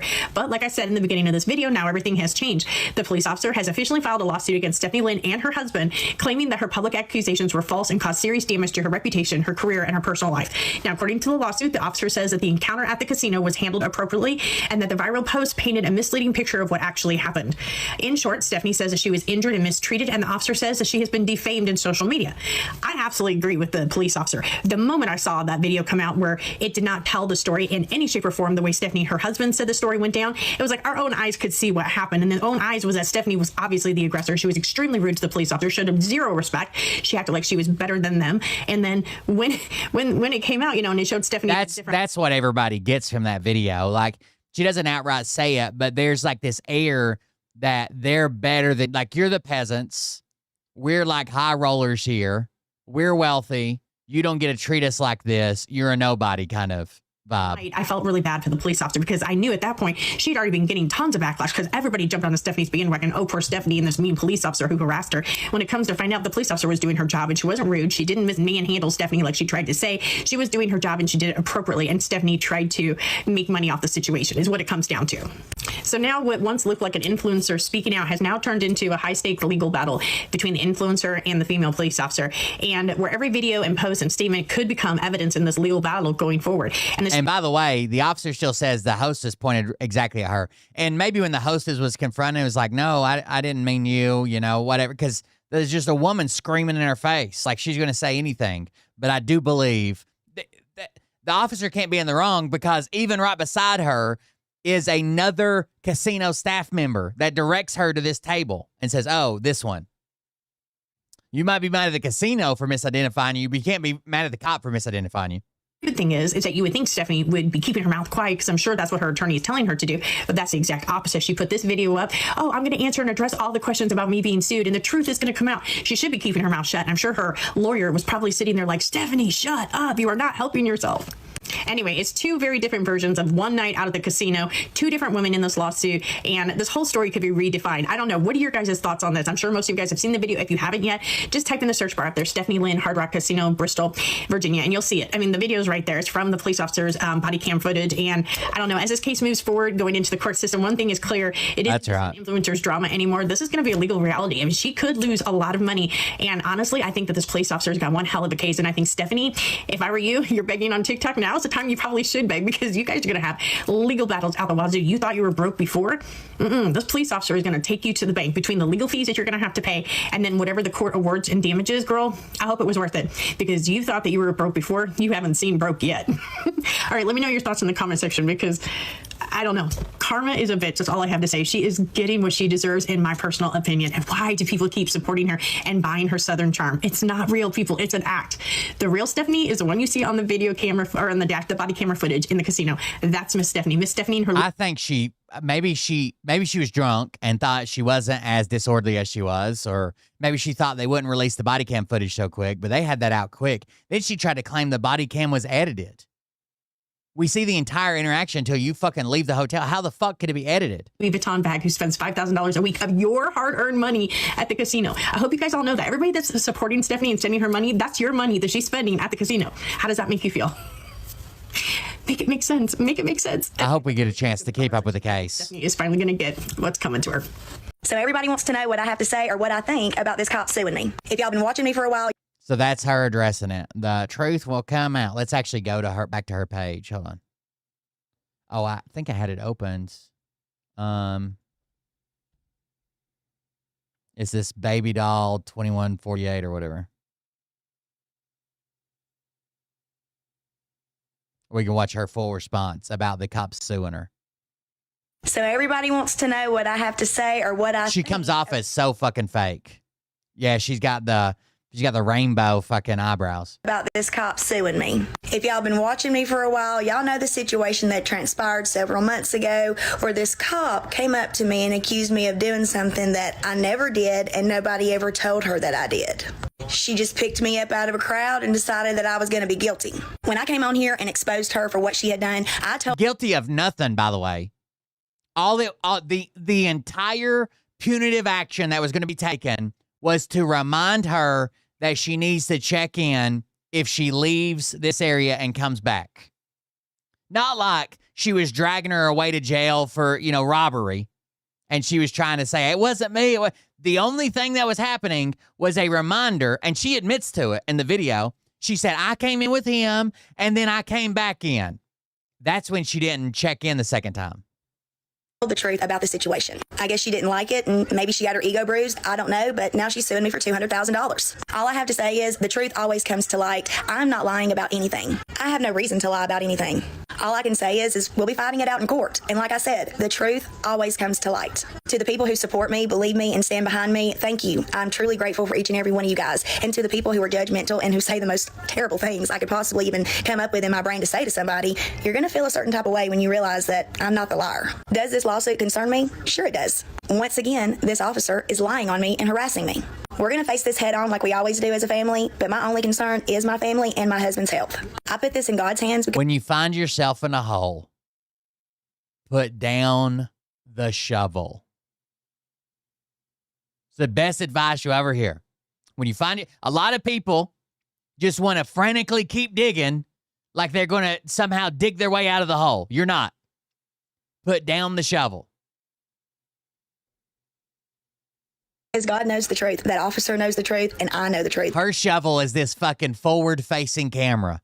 So do all the cameras. I just encourage each and every one of y'all to be put in my shoes, be accused of something that you didn't do, and then find out that nobody told the officer you did anything, and she just picked you out of a crowd to pick on. I apologize for my mistake and my verbiage. You would think that she could apologize for falsely accusing me of doing something that I never did. So everybody wants to know what I have to say or what I think about this cop suing me. If y'all been watching me for a while, y'all know the situation that transpired. So there you go. There's her response.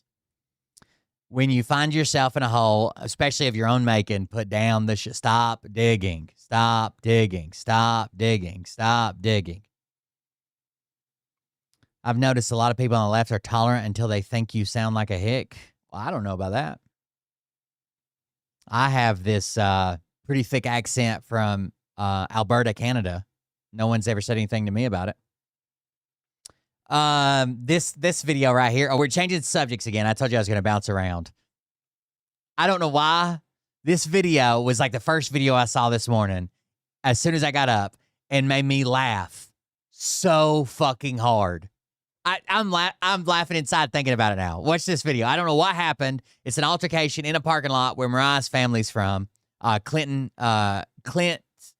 Township, Michigan. Just watch it. It made me laugh so fucking hard. Go away. Go away. Go away. Go. Yeah, no one is going to discriminate against you for sounding Canadian. Well, that's good. I worry about it sometimes at night. All right, so there's an argument going on. I already heard bitch go away. Go away. Go away. Go away. Go. Go away. Bye. Go. You have nothing against us. Oh, I am, because he tried to hit me and he just said he was going to do something to me. Okay, go away. No. So the claim is he tried to hit me and he said he's going to do something to me. He called her a bitch, whatever. There's some type of altercation going on. stop behind a moving car. Go away. Go away. And he says you stop behind a moving car. Now she was trying to cover the tag, but she had to calm her husband down, who clearly can't control himself here. You stopped behind a moving car. Even if that's the case, this guy's backing out of a parking space. Okay, if a car comes behind you while you're backing out, even if they stop to like wait on somebody else to pull out or whatever, you can't just back into them. That's not a valid. It's not a valid reason to hit somebody. No. Stop behind a moving car. Go away. Go away. Oh, I got it. I don't care. I don't care You either. just call me a Yes? What did I do to you? Your husband. There's nothing wrong with him. He's going to hit you. There's something. Oh!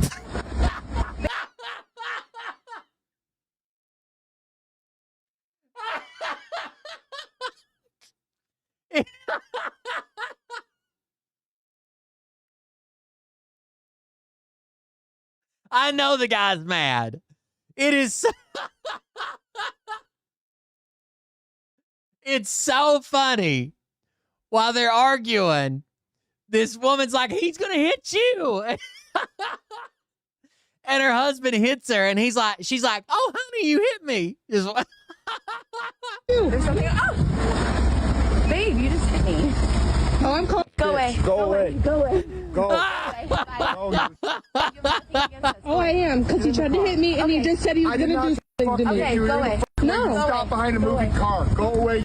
Oh, I got it. I don't care. I don't care either. Call me a Yes? What did I do to you? Your husband. There's nothing wrong with him. He's going to hit you. There's something. Oh, babe, you just hit me.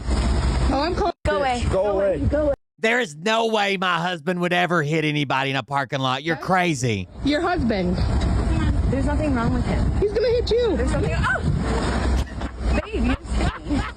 Oh, I'm calling. Go away. Go away. Go away. Why is that so funny? He hit his own wife while they're arguing that he tried to hit somebody else in the parking lot. He's going to hit you. There's something. Oh, babe, you just hit me. Babe, you just hit me. Go away. Babe. Bye. Go. You.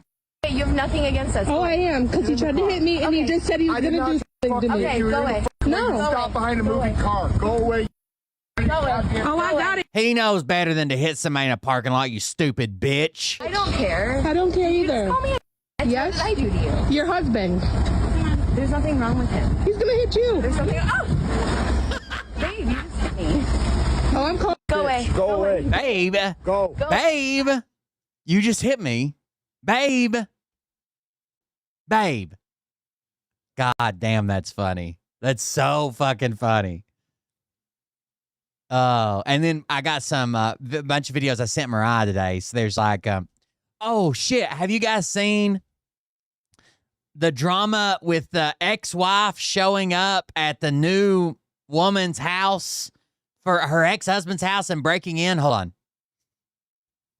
This has been a thing, and the husband's kind of a piece of shit.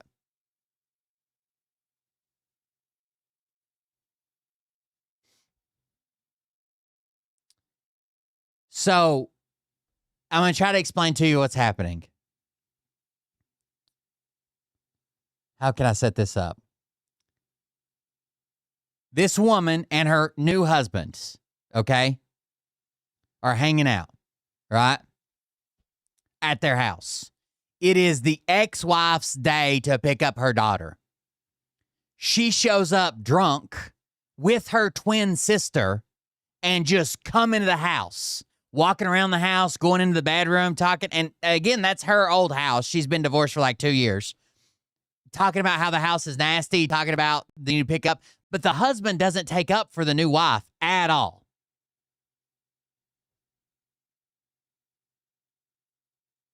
A leaked video dragged. That's not a good one. Let me see if I can find a better one. That's a really good picture of you with your underwear. I know. So that's the ex-wife right there. The new wife is recording. Don't worry, we're gonna go get cleaners. I'm gonna get hired cleaners for the house. Hey, baby. Dude, I've never seen you look so this is embarrassing. It is embarrassing, but it's okay. That's a really. I want to find the longer version. I had this account earlier today, and I don't know. Is it? What was the main account? Somebody stitched it. Hold on. Now, the first video I actually saw about this couple wasn't this. Please tell me y'all didn't. The ex-wife who showed up and broke into her ex-husband's home. Get out. Get out. Y'all see that crazy video of the ex? The husband's name is Jimmy. Jimmy defends his ex-wife for being drunk, showing up with her twin, and pulling this shit. Watch this. Get out. Get out. Get out. Get out. Get out. This house is disgusting. I know. That's why I said when I watched it, I was like, what the fuck happened to your house? CBS really needs to involved. Yeah, oh, there you go. We can all have. Get away from me. Get away from me. Get away from me. Get away from me. I'm sorry. Get out. The husband doesn't even take up for her. Okay, so oh shit. Keep your distance. Get away from me. Get away from me. I wonder if Jimmy hates you. Get away from me. Jimmy hates you. Jimmy's her current husband. Her ex-husband. This woman's ex-husband, the videographer's current husband. She's so trashy. Come on, Leah. That was a really cute picture of you with your underwear. I know. Don't worry, we're gonna go get cleaners. I'm gonna get hired. Who would let their ex come in here and talk to your current wife like that in front of all the kids and everybody? Cleaners for the house. Hey, baby. I've never seen you. No, I'm going to show you a video. I want you to get what's going on and how awful this is and how this ex-wife is treating the current wife like shit. And then I'm going to show you what the husband said. This is embarrassing. It is embarrassing, but it's okay.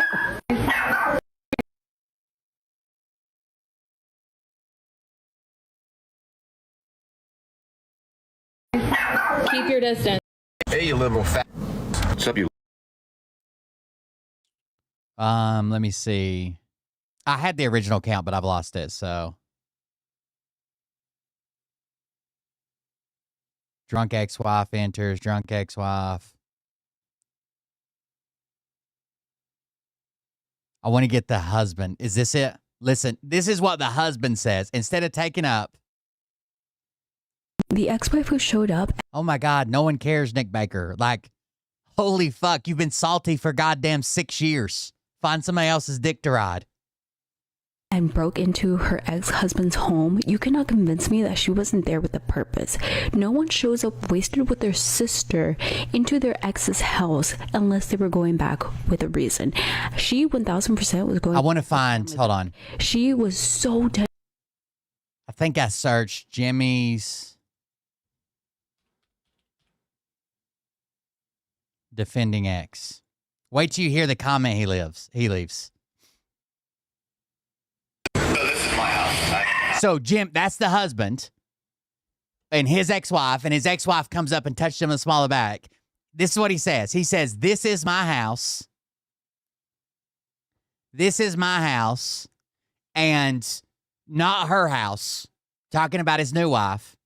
And she shouldn't have called the cops. You're wasting resources here. So this is my house. This is my ex-wife. She's picking up my daughter. She called the cops. It's not her house. Not her deal. You heard it. So instead of taking up for his current wife, he says, this is my house.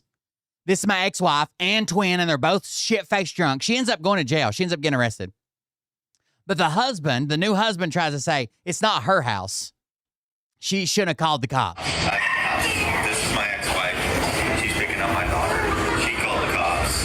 It's not her house. Not her deal. You heard it correctly. He defended his ex-wife, basically telling her that is not her house, and basically saying she has nothing to do with it, but she called the cops. And another, like, what type of man? What type of man would not defend his wife in this situation? clip, you see his current wife touched by the ex-wife on his back, and he didn't even react to it. Like, he's so comfortable having the ex-wife there, but people are saying they're not married, but there's people in the comments saying that yes, they are, but it looks like he could be going through a second divorce. Like, this is so unacceptable, and I hope that she leaves him, because Nick Baker was a racist fucking piece of shit that got banned like fucking 5 years ago. No one cares about Nick Baker. it's not even worth it. If the baby mama cannot, or the ex-wife cannot stay away, go run, because he needs to be able to give. He thought if he sucked up to the right mods, he would get some fucking virtual pussy or something, and got into a fight with another moderator and has been banned for literal years. And now he's back like, hey, this other channel has more viewers than you currently. Good luck. I don't know. Maybe you'll find some other virtual pussy. I got shit to do. You need to be able to claim your home as your own. It don't matter.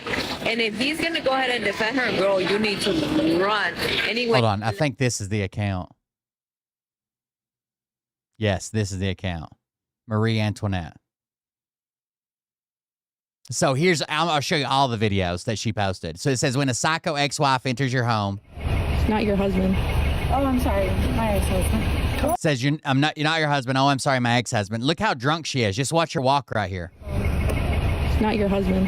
Oh, I'm sorry. How do you show up shit-faced drunk with your twin sister to pick up your daughter? My ex-husband. Whoa, Jimmy. Whoa. Come here. Jimmy, here. Stay over there. He's grabbing by the arm. It's the ivermectin, gotta be. Come here. Jimmy, come here now. Stay there. Whoa, I've never. Still one female. Jimmy, come here. Hold on a minute. Look how she's talking to her. Jimmy, come here. Jimmy. Come here, please. Just wait. Come here. This is crazy. The only argument here is like, I don't want the kids to see their mom go to jail. She fucked up and she shouldn't have been drunk. She shouldn't have showed up here. That's all true, but I don't want her to go to jail. She said to go home and sleep it over. But you still got to support your current wife. You still got to be like, you can't fucking say that to her. You're not allowed to say that to her anymore. You know what I mean? Something.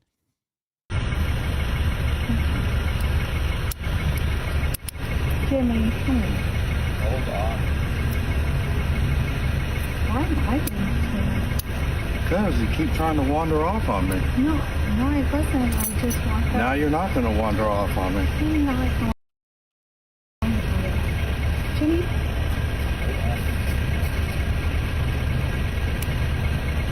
Okay. I'll hold on to this so you don't drop it. No, thank you. Jimmy, come here. Everybody in the comments are saying the cop defended you more than your husband. What the fuck are you doing? Ex-husband. Do you live here? Huh? Come walk over here. We're going to talk down here. Someone said, I want to divorce Jimmy, and I'm not even married to him. I'm going to see if she's responded, but we're going to watch all these videos first. That's her getting her perp walk. Listen to the shit they say to her. These are the full videos now. I mean, shitty stuff for an ex-wife to say to the current woman. Get out. Get out. Get out. Get out. Get out. Get out. This house is disgusting. I know. That's why I said I walked in. I was like, what the fuck happened to the house? CPS really needs to be involved. Yeah, oh, there you go. We can all have you. Get away from me. Get away. CPS needs to be involved. Get away from me. I'm sorry. Keep your distance. Get away from me. Get away from me. I wonder Jimmy hates you. Get away from me. I've never seen. She's so trashy. Come on, Leah. That was a really good picture of you with your underwear. I know. Don't worry, we're gonna go get cleaners. I'm gonna get hire cleaners for the house. Hey, baby. I've never seen you look so. This is embarrassing. It is embarrassing, but it's okay. Out. Okay. So this is when the cops show up. She called the cops because they were fucking following her around and doing all this weird shit. They're drunk. They're making all these claims. They were getting up in her face, and she kept telling them to like back the fuck off, and they wouldn't. What's up, brother? So this is my house. I'm in the house. This is my ex-wife. She's picking up my daughter. She called the cops. It's not her house. Not her deal. They're getting a divorce. It's nothing. You're wasting your time. You're And the ex-wife says they're getting a divorce. It's nothing. You were in close proximity to me, and you're upsetting my kids. Yes, you're in close proximity to me. I did not invite you to the bedroom. Someone says she said they're getting a divorce. Maybe Jimmy is getting back with his ex. Invite you to the bathroom. Get away from me.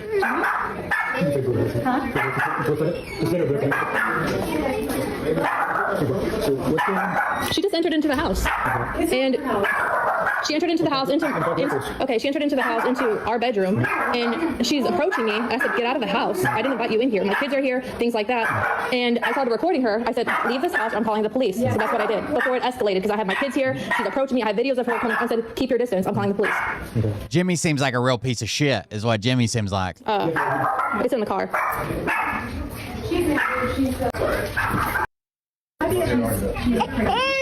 There's Jimmy.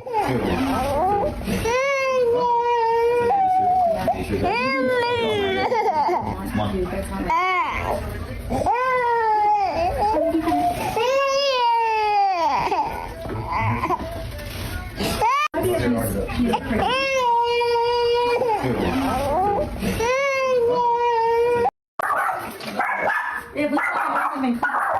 out. Get out. Get out. Anyway, so what the fuck? Shut up. Is she not clean? How fucking wild is all this? Oh, your girl's so sweet. She's so cute. She's so cute. This starts off with him saying nothing's going to happen. I don't know if it's about like her saying I'm going to call the police or what. He just starts saying nothing's going to happen. Oh, your girl's so sweet. She's so nice. She's so cute.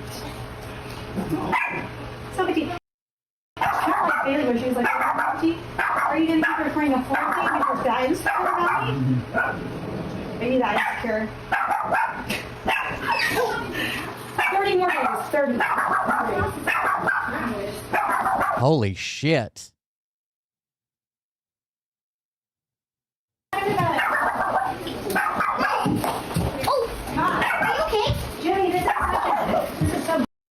Thank you very much, Q Idiot. Thank you for that. Q Idiot just made a donation. I appreciate it. Lots of brewski for the beer man. 46 packs. Thank you very much. I appreciate that. Q Idiot. Get out. Get out. Get out. Get out. Get out. Get out. Get out. This house is disgusting. I know. That's why I said when I watched it, I was like, I want to see if she ever addressed this. She might have.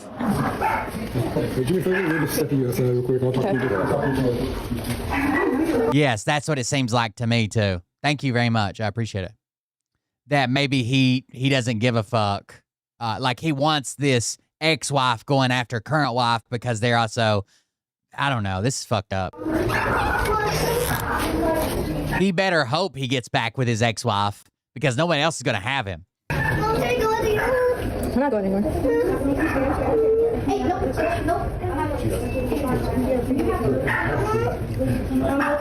Okay.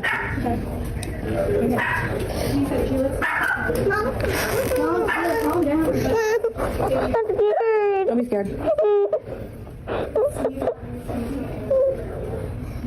That's awful. Mommy, I'm scared. Leah, go inside, baby. What's wrong? It's okay.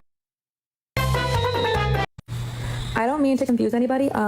So my first husband's new wife, she's posting about me now. She never has before, but today she decided to. I guess people are telling her, hey, your husband's ex-wife is all over TikTok, whatever. So she's posting about me, and like I said, she never did it before, but it's funny she's posting about me and stuff like that, and has receipts. God damn, they're all got messy exes, huh?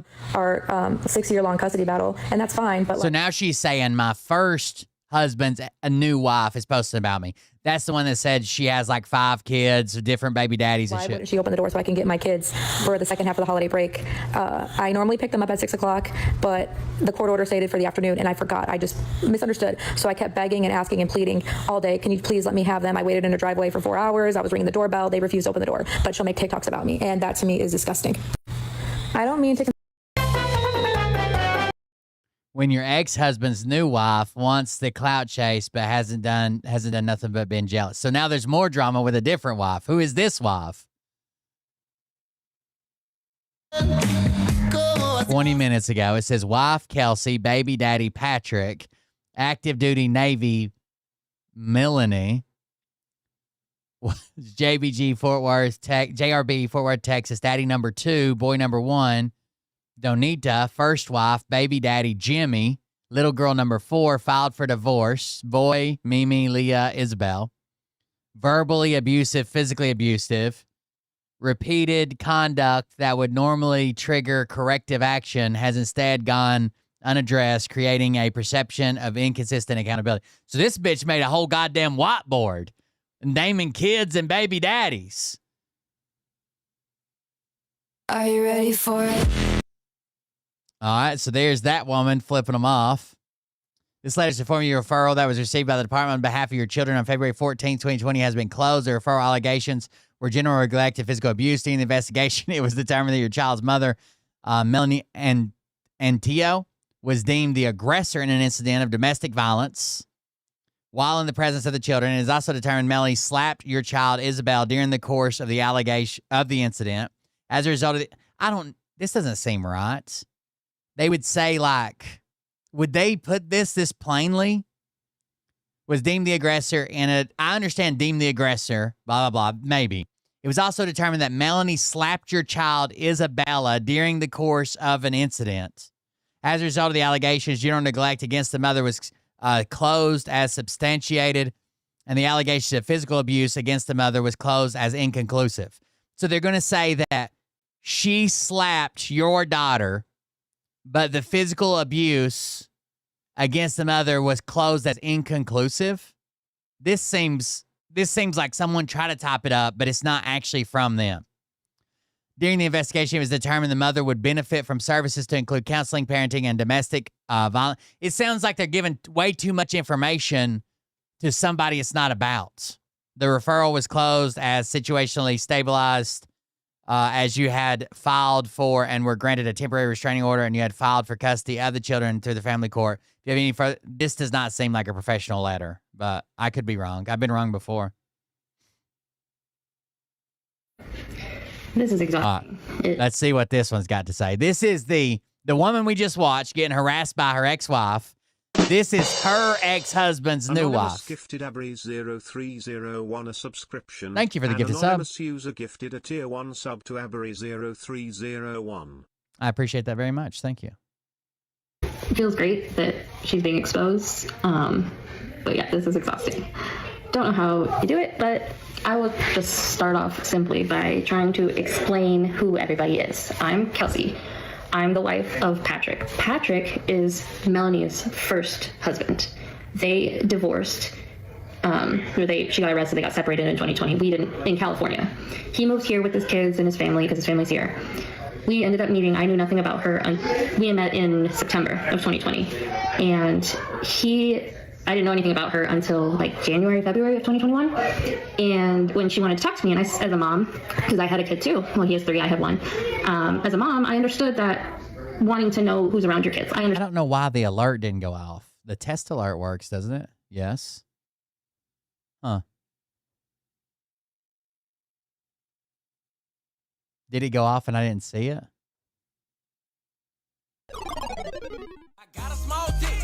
That's what it should have done. Thank you anyways, Q-Idiot. I appreciate it. So I FaceTimed her because she had asked Patrick and knew nothing about anything that was happening, nothing that happened, whatever. I knew nothing about her. So I FaceTimed her and I talked to her and she was like, oh, I feel really good about this. And yeah, then she apparently had taken unflattering screenshots of me during that FaceTime, posted them on her Facebook and bashed me, just like she's famous for doing to everyone. Danita is Jimmy's ex-wife. Yeah, the kids are the only people who are suffering. Jimmy is currently with Melanie, but all these people can get fucked. And him, I think, are getting a divorce. Who knows? I mean, I'm not in that side. But she also had a thing, I'm making this more complicated now. She also had a thing that she's caused drama with another person that she had the son with. So she has 3 baby daddies. 3 of those kids I've raised for most of their lives with my husband. Yeah, and then she moved to Texas 2 years ago and suddenly was seeing them a little more. It's more of a control thing, but yeah, I don't know if that clears it up for anybody, but yeah, she will talk in circles. She's not going to ever answer anything fully. And this is all new to me, so please bear with me. I'm trying to figure it out, but whatever you want to know, whatever you want me to post document-wise, I can do that. Just let me know, and I will try to keep up with you guys. Thanks. Everybody's clout chasing. Nobody gives a fuck about the kids. So that's her. NTO, Melanie Marie, date of birth, Southwest. All right. Battery of a spouse.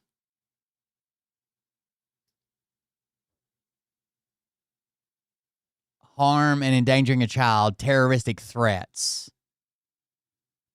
But under deposition, they still sell under bail. And how long ago is this?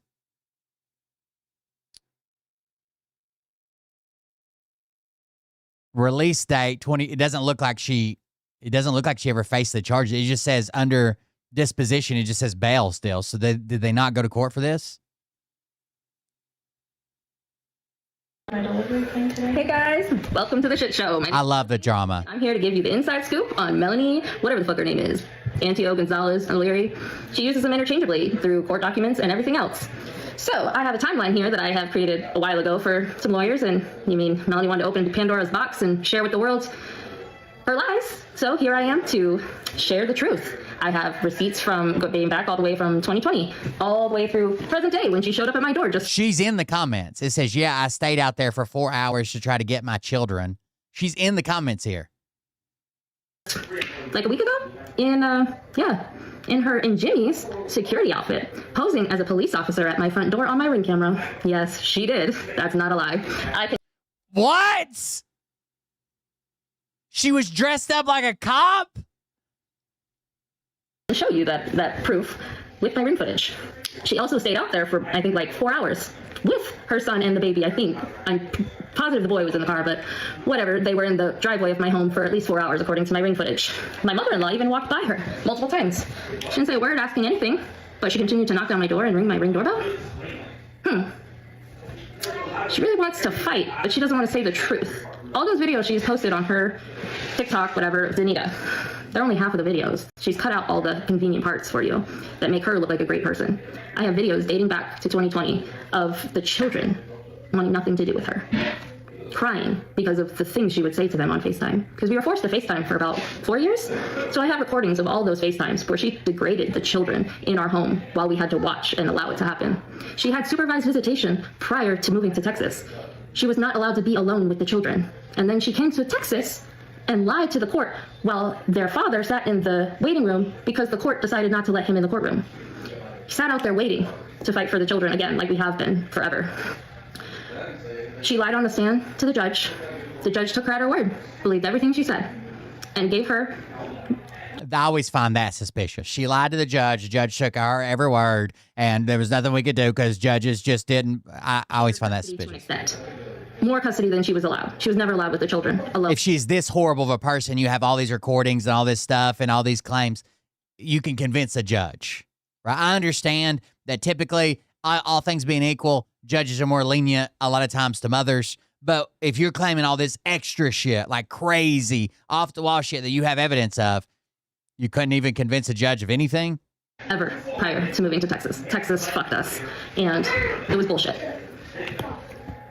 Especially after her arrests and the bullying that she's done to me for years. Enough is enough. I knew one day she would take it too far, and here we are. I don't do social media. I don't post. This is not me. But I'm not going to let her tarnish other people the way that she's been doing to me for years and blow up on TikTok for over lies. But it seems like the twins, the Jimmy's exes, are bad people as well. Shouldn't we be allowed to slander those bad people? Like, don't follow her. Don't comment. Don't post. Don't watch her because she feeds off that. You want the information? Follow me. I will answer all your questions. Comment them below. I will go through every single question you have. Every single one. I promise. I will be thorough. I am always very thorough. I have lists. I have documents. I have stamped documents if you want extra proof. I have it all. I have video, screen recordings. There was even a time when she was FaceTiming the kids, and because we screen record, she literally had Googled something about mothers drowning their children. Yeah, somehow the court just still gave her custody. They had that information submitted to them prior to them giving her. Sure. That sounds like something I would see on Mariah's phone, though, just because she's like really weird about true crime. We have a final order in place right now. It's ridiculous. But, I mean, she chose not to show up for Christmas break, so the kids were happy about that. They get to stay with us for... Oh, you just missed one of your biggest fans, Yori. With us the entire Christmas break. They were safe from all of this. Luckily, they were with us because they were safe from all of this nonsense that's been going on.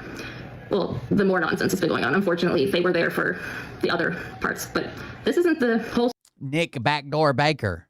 ...story. This is the tip of the iceberg. Buckle up, follow, comment below, and I'll answer your questions with receipts. Hey guys, welcome. Everything's so messy. Want the whole true story with the documents to back it up on Melanie Gonzalez and T.O. O'Leary. Follow for part 2. Everything's so messy. This is the diagram I just opened up. So it says Melanie, which is the one that was fighting the twins, has an ex-husband with shared custody with 3 daughters, and the new wife is this woman, Kelsey, who just entered the chat. Then she has an ex-partner with 1 son who has a new girlfriend who is not on TikTok yet. And she's currently married to Jimmy, who has an ex-wife named Donita, and Donita's crazy twin sister, and they have 1 daughter together. So it seems like she has 5 kids. Shared custody here, 1 daughter here, and she's living in that home currently, and she has 1 son who we haven't seen anything about yet. There you go. We'll get to the bottom of it. I'll break out a fucking whiteboard if I have. You guys want me to break out paint? Get you some more info. I've got a couple other funny videos I found today that I was sending to Mariah. So let's see. What is this one? I think this one was local to me. Oh, no. This is some weird. This is just the weirdest fucking drama that's happening right now. Okay? This is drama over this Tara's World person. Just watch it. She attacks a nurse and calls a nurse her hater because a nurse had to work an extra shift. Just watch. I've ended with people saying that influencers are way out of touch. But is 2026 starting out the exact same way? If you've not been following along, this is Tara's World, and she is involved in some drama with a potential fan / hater, in her words. This is all over a New Year's Eve halter top that Tara was requesting from her followers to see. You heard that right. A New Year's Eve halter top. Anybody had them so that she could use it for New Year's Eve. Now, she wasn't going to pay anyone. She just simply wanted to borrow it and then would send it back after New Year's. So someone actually came forward and said, actually, I have the shirt. And this is from Tara's perspective on how that entire thing went down. One of my haters did something fucked up to me today. So you know the whole halter top drama that did not have to be drama? I was literally just asking girlies if anyone had a shirt I could borrow. I consider like my audience my friends. I wouldn't make TikToks if I didn't consider you all friends. So I made a video. I was like, does anyone have this like specific shirt that they could like let me borrow just for a night and then I'll send it back to you? And a couple people were like, so she made a video on her TikTok saying, hey, I want this specific shirt to wear to New Year's Eve. Does anybody have it? Because I don't want to buy it. It's like a $350 shirt. And someone reached out and said, yes, I do have that shirt. And multiple people reach out. Some people reach out and said, yeah, I have that shirt. I'll sell it to you, or you can pay me to borrow it or whatever. And she said no. But then one very nice person reached out and said, I will send it to you for free and let you borrow this shirt. And that woman was a nurse. oh, I have it. And I was like, oh, great. Like, can I please borrow it? I'll take such great care of it. I'll give it back to you right after New Year's Eve. And they were like, yeah, for $2,000. I was like, all right, I'm not playing this game. They were trying to use me for money. I was like, okay, that's not worth it. I'm just going to go to the mall and find a shirt there. So I planned on going to the mall today, but I got a DM late last night, like, hey, I have that shirt. Like, you can borrow it. I was like, oh my God, really? Like, I will take such good care of it. I'll send it right back to you after New Year's Eve. Like, she lived in the Valley. She was going to Uber package it to me. We were chatting for a while. She seemed so nice. So today I did not go to the mall because I was like, she's Uber packaging me. So she didn't go to the mall and buy a shirt because one of her followers was going to let her borrow it. Sure. Didn't go to the mall today. I was completely relying on her. She ghosted me. She was playing the long game. She was like, she ghosted me. Pretending like she like loved me so that I wouldn't go to the mall and like find a shirt, and then she like ghosted me. So in this woman's head, this woman was playing the long game and telling her she would let her borrow the shirt so this woman wouldn't go to the mall and get a new shirt because she hated her so much. Honestly, like, right on. If I hated someone that much, I wouldn't be able to like pretend like I loved them for as long as she did. Now things got if I hated someone that much, I wouldn't be able to pretend that I loved them just so they wouldn't be able to get a shirt at the mall. Now then, the person who was going to let her borrow the shirt comes forward and says, hi, everyone, it was me. I am so sorry. I am a nurse, and there's so many sicknesses going around, and it was so short-staffed, I had to stay overtime. I just got off work, and it's 3 a.m. I have apologized to Tara. There were so many patients in the emergency room tonight. I'm not a hater, and I do still love her concert or her content. Really intense because the person who said that she was going to lend the shirt to Tara actually made a comment, and it said, hi, everyone, it's me. I am so sorry. I am a nurse, and there's so many sicknesses going. So imagine calling a nurse that just had to work over and couldn't send you a shirt for free, a hater, and then sending your gigantic audience against her. Around, and it was so short-staffed. I had to stay overtime. I just got off and it's 3 a.m. I have apologized to Tara. There were many patients in the emergency room tonight. I'm not a hater. I still do love her content. To which Tara replied, if you knew you were going to be working, you shouldn't have offered. Or you could have told me so that we could have worked around it. Like, respectfully, give me a break. She's telling this nurse who just had to work a double shift because the ER is so fucking packed. Give me a break. And these entitled fucking bitches, dude. You were going to be working, you shouldn't have offered, or you could have told me that. So the nurse drops all the is like, fuck you. I used to like you. Now I don't. I'm done. I'm leaving the internet, but before I go, here's every text message. He could have worked around it, like, respectfully, give me a break. Well, people did not appreciate this type of response, especially to a healthcare worker. So this creator actually shared her DMs that she had shared with Tara. You can pause. It says, I was going to go to the mall today to look for a shirt, but I didn't because you said you would come through for me. Sad face. Hi, Tara. I saw you went to the mall in your video. I'm not a hater. I'm just a nurse. I had to work overtime today due to the influx of patients. I'm sorry I couldn't get the top to you and ghosted you, but I'm not allowed on my phone, and the night shift nurse was a no-show, so I had to stay extra long. I told you yesterday that was a pre-filmed video. I did not go to the mall yesterday, and if you watched that video, I didn't even find anything. If you knew you were going to be working, you could have told me, and we could have worked around that. As a girl, that was really messed up. I was completely relying on you, and I hope you don't fuck over any of your friends like that. To read everything that they had to say back and forth. I hope you don't fuck any over any of your friends like that. I was supposed to get off within the hour, but I had to stay because the emergency department was so overcrowded. Sorry I fucked you over, but I imagine if it was your family in the hospital, that night. But it really didn't stop there because y'all, it's a halter top. It's not that deep. If your friend told you not to worry about going to the mall because they have a shirt you can borrow for a party, and then they randomly never answer you about the shirt the night of the party, you would also be annoyed. It's not that deep. Obviously, it was just annoying. Okay, move on. But you're the one that came on the internet and told people that this is a hater and how horrible she was and how she mistreated you, and your audience went to yell at her.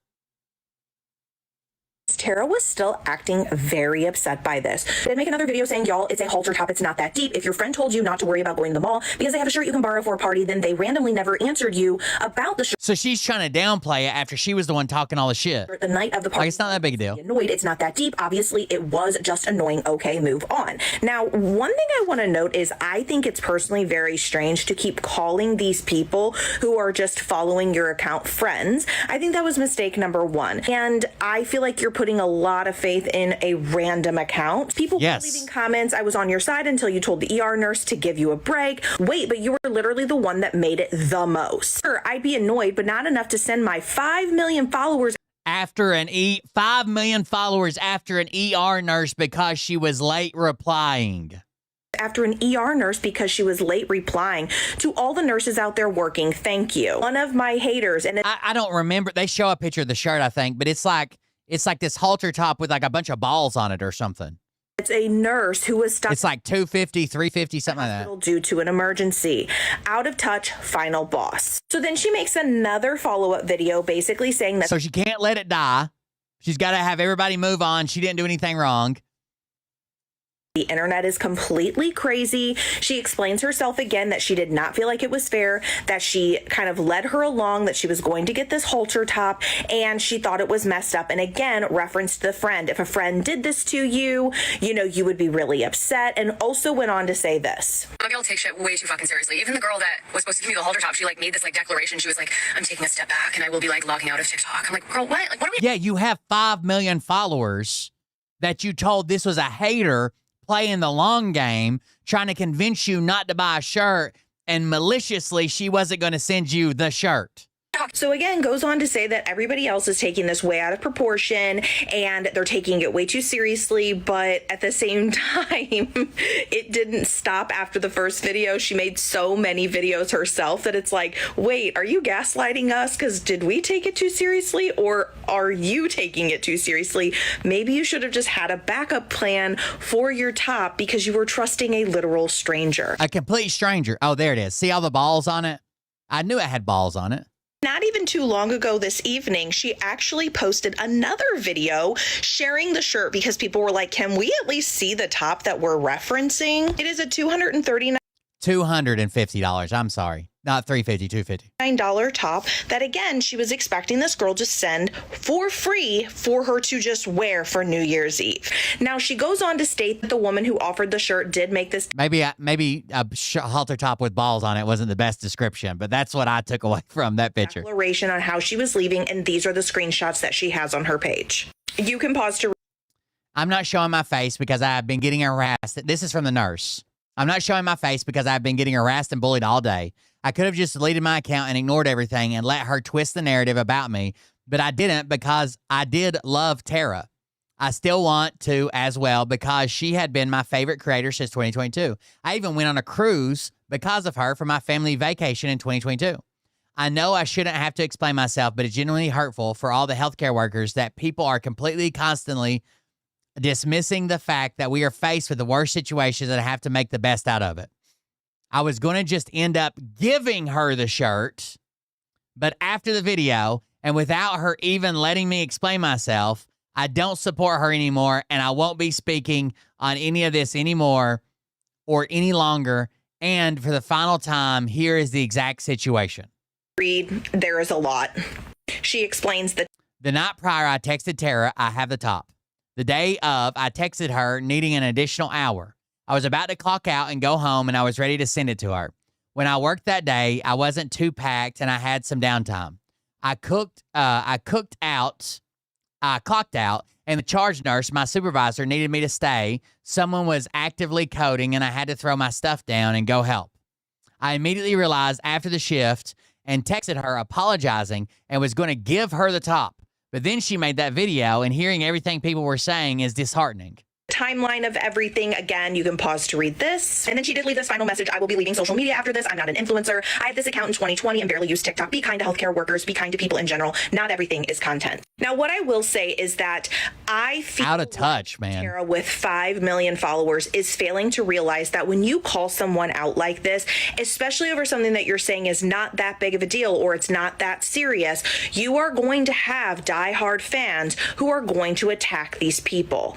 And if this person really did something that you do not believe was that big of a deal, it frustrated you, that's something that you take up with your friends or your mom on the phone, not something that you come to the internet and then it brings people to harass this person over a shirt that they were literally going to lend to you for free. You aren't owed anything. And that is why I started the video asking, are we starting the year off with more influencers being out of touch with reality? But I want to hear what you guys think. She's clearly out of touch with reality. This video's been floating around. This made my fucking 2026 already. Nothing beats a Jet2 holiday. And right now, you can save £50 per person. That's £200 off for a family of 4. What's happening there, chat? Hold on. Let's bring up the big screen. What's going on there? We've got millions of free child place holidays available with 22 kilograms of baggage included. Book now with Jet2. It says, here's the video. Here's the video for y'all, just to let you know what's going on. A little more. A lady lived here and kept using the toilet for 3 whole months after it clogged and didn't say nothing to maintenance. I had to leave and throw up. It's funny, but it's not.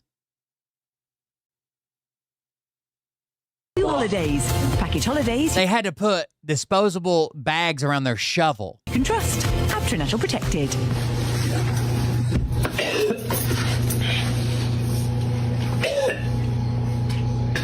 Just quit. Just quit. There's no job that's worth this. Fucking quit and burn it down.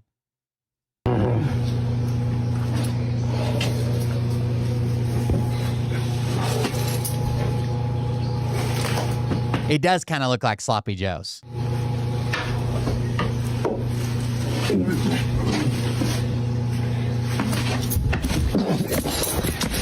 The cameraman's going to puke. Look at this. Look at this first shovel. Just look. Nothing beats a Jet2 holiday. And right now, you can save £50 per person. By the way, that perfect ring of shit is because the lid was down. The lid was down and made this perfect shit cake.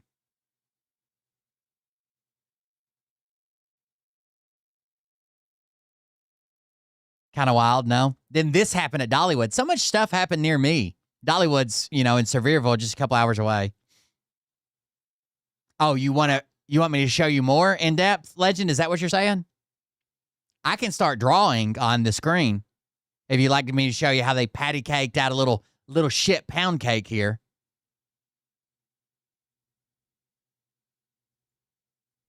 This happened at Dollywood.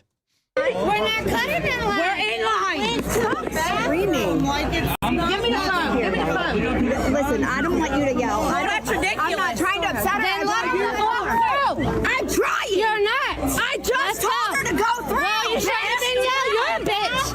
Nobody has come out of this line. I don't give a fuck. Nobody came out of this line. Really? They're cutting lines at Dollywood, and there's not even rides open at Dollywood right now. It's just to see Christmas lights. I didn't come out of this line. I did. Jumping the queue. I'm jumping. I would never jump. Now we all get to see, I think Shaq is behind in the video, so now we all get to see her reaction to the poop toilet cake. My little kids use the bathroom before I got mine, okay? Like a 2-year-old, go use the bathroom before you get mine. I'm just saying, it's weird. Oh, Legend just said the same thing. It will get you for putting your hands on somebody.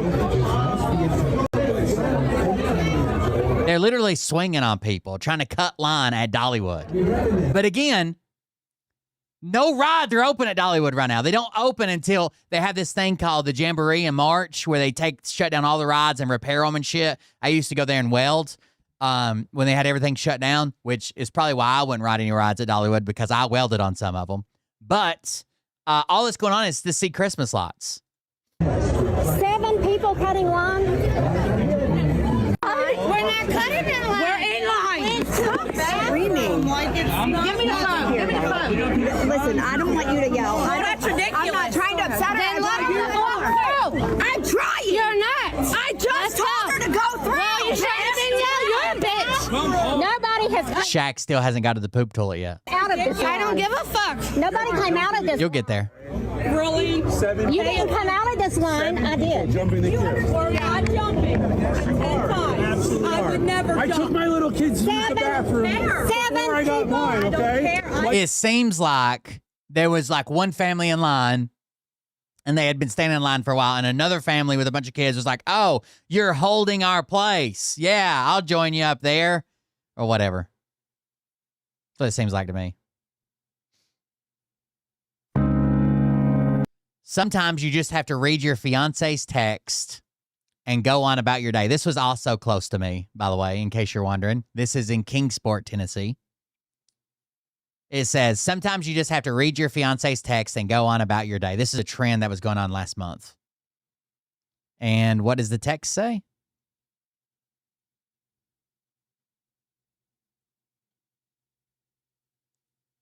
Why can we not get the text? Hold on.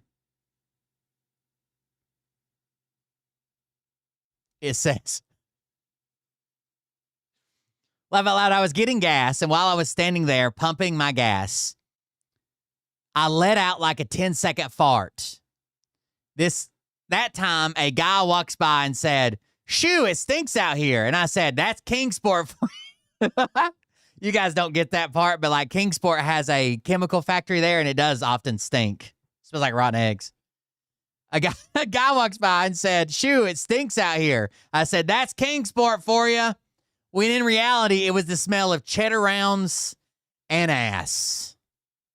Cheddar rounds is from a local restaurant here called Pal's. Cheddar rounds and ass.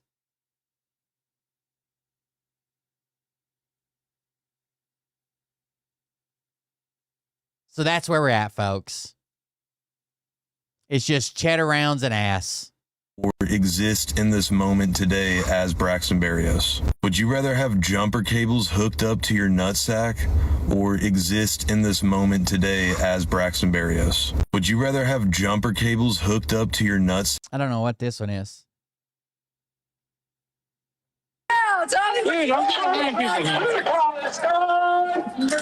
Tommy?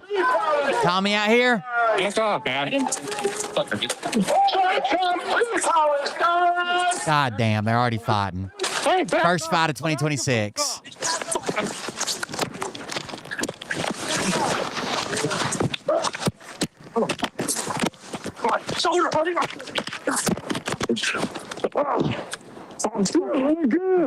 Oh, Shaq made it to the poop segment. I'm fucking shoulder down there. Here you go. Stop! I got it. Drop, dude. You good? Yeah, you good? Doesn't Tommy go to jail like every 2 or 3 days or some shit? Fucking brand new glass is broken. I got my phone, Brian. Take your phone. I'm not a coward like that. Right there in the middle of fucking road. Tommy's the big fat guy that keeps getting knocked out and getting in fights at all the protests. Wearing his Trump gear. You're right, homeboy.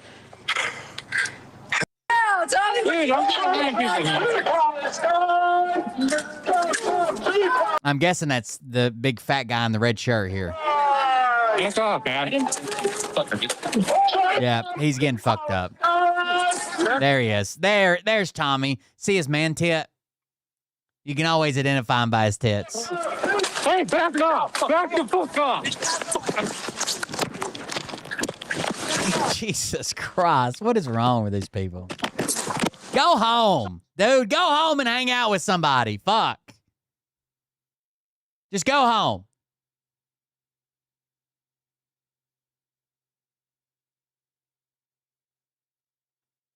That's the show. Support the show if you want to. Use the link. Just Quick Tools. I'll drop it here. Support the show if you want to. Thank you very much for the donations we got tonight. Thank you. A shout out to Q Idiot for the donation. I appreciate it. Thank you for hanging out with us, watching, listening to me complain, looking at stuff local to me. A variety show, if you will. Thank you guys for joining us. Thank you for being here. I appreciate it. If no one else does. Enjoy your week. Another week coming up. I got some work to do at the campground. But I'll probably be here in the evenings. Thank you guys for joining us. Thank you for being here. See you on the next one. Have a good night. Let me see you. Bye. Go home. Don't be fighting in the streets. Go hang out with somebody. All poop content for the next 5 shows straight. Have a good night. Let me see you. Bye. But I can tell you this about if this douchebag has All poop all the time. You don't have the fork Cold poop confessional. on this planet by name and tell them exactly who they are and tell them the rest of the world who they are. You don't have the fork and balls. You don't have the balls. Okay, Scott. Here we go, I think I started some shit. Listen off, it's about to get lit. Get the place in the best, you know that stage is set. You better buckle up, cause you ain't seen none yet. Here we go, I think I started some shit. Listen off, it's about to get lit. Get the place in the best, you know that stage is set. You better buckle up, cause you ain't seen none yet. And they say that I'm a lunatic. Well, listen, bitch, I came equipped with a quick wit and a 6th sense for the stupid shit. Where my true believer? Y'all need Jesus. Praise the Lord, head to the extreme. Enchiladas? That does suck. I'm sorry. Cocking, begging for a throat deposit, swinging fucking meat hammers like four in a thong. He's strapped. Thanks for joining us, Shaq. Like he's King Kong, starving for attention. I'm gonna make your gut burst. I'll be your Huckleberry. Weird show. Just a bunch of videos I found today. Lizard people, aliens. It happens. Next, Trump in a dress, fucking Flynn on his desk. A retard in a vest, climbing up 5G towers. Cause you told him if he did, he'd get fucking superpowers. Here we go, I think I started some shit. Listen off, it's about to get lit. Get the place in the best, you know that stage is set. You better buckle up, cause you ain't seen none yet. Here we go, I think I started some shit. Listen off, it's about to get lit. Get the place in the best, you know that stage is set. You better buckle up, cause you ain't seen none yet. I used to find clues too when I was high on shrooms. I found myself a tunnel that led to Jason Q's bedroom. Open his closet, I found some of his meat rockets. I strapped it to my shoes and then I flew through the roof. I found myself in orbit strapped to an F-16. High on amphetamine, with Trump in between. Put on a light coat of baby oil and saluted the troops. He tapped me on the shoulder and said, "This is gonna be it." Whoa, wait. Stop. What? What? I'll get my files. What are you doing? It's it. Stop. Hold on. Fucking stop. Dude, come on. Seriously. My mom's an alcoholic. Give me a... Oh, my God. Damn it. Holy shit. Did you guys hear about Candace? The new Candace stuff? You know that stage is set. You better buckle up, cause you ain't seen none yet. Here we go, I think I started some shit. Listen off, it's about to get... Candace dick fit in your mouth. You know that stage is set. You better buckle up. Got him. You ain't seen none yet. Round 3. Down goes Nino. Please say it isn't so. Got him backed up on the ropes, trying to ram it down his throat. Now things are getting rocking. He was doing so well. It's all over. Hands on his shoulders, they ringing his bell. You got Frog News Network doing no damn research. They be working copy on cocks that came first. Ninth inning, second string, and they acting like they know hitters. Assholes throwing bullshit shit and runs to the shitter. All this nonsense on my conscience. It's hard to sleep at night. Who the fuck is in my window with Have a good night, guys. these parasites, these leeches?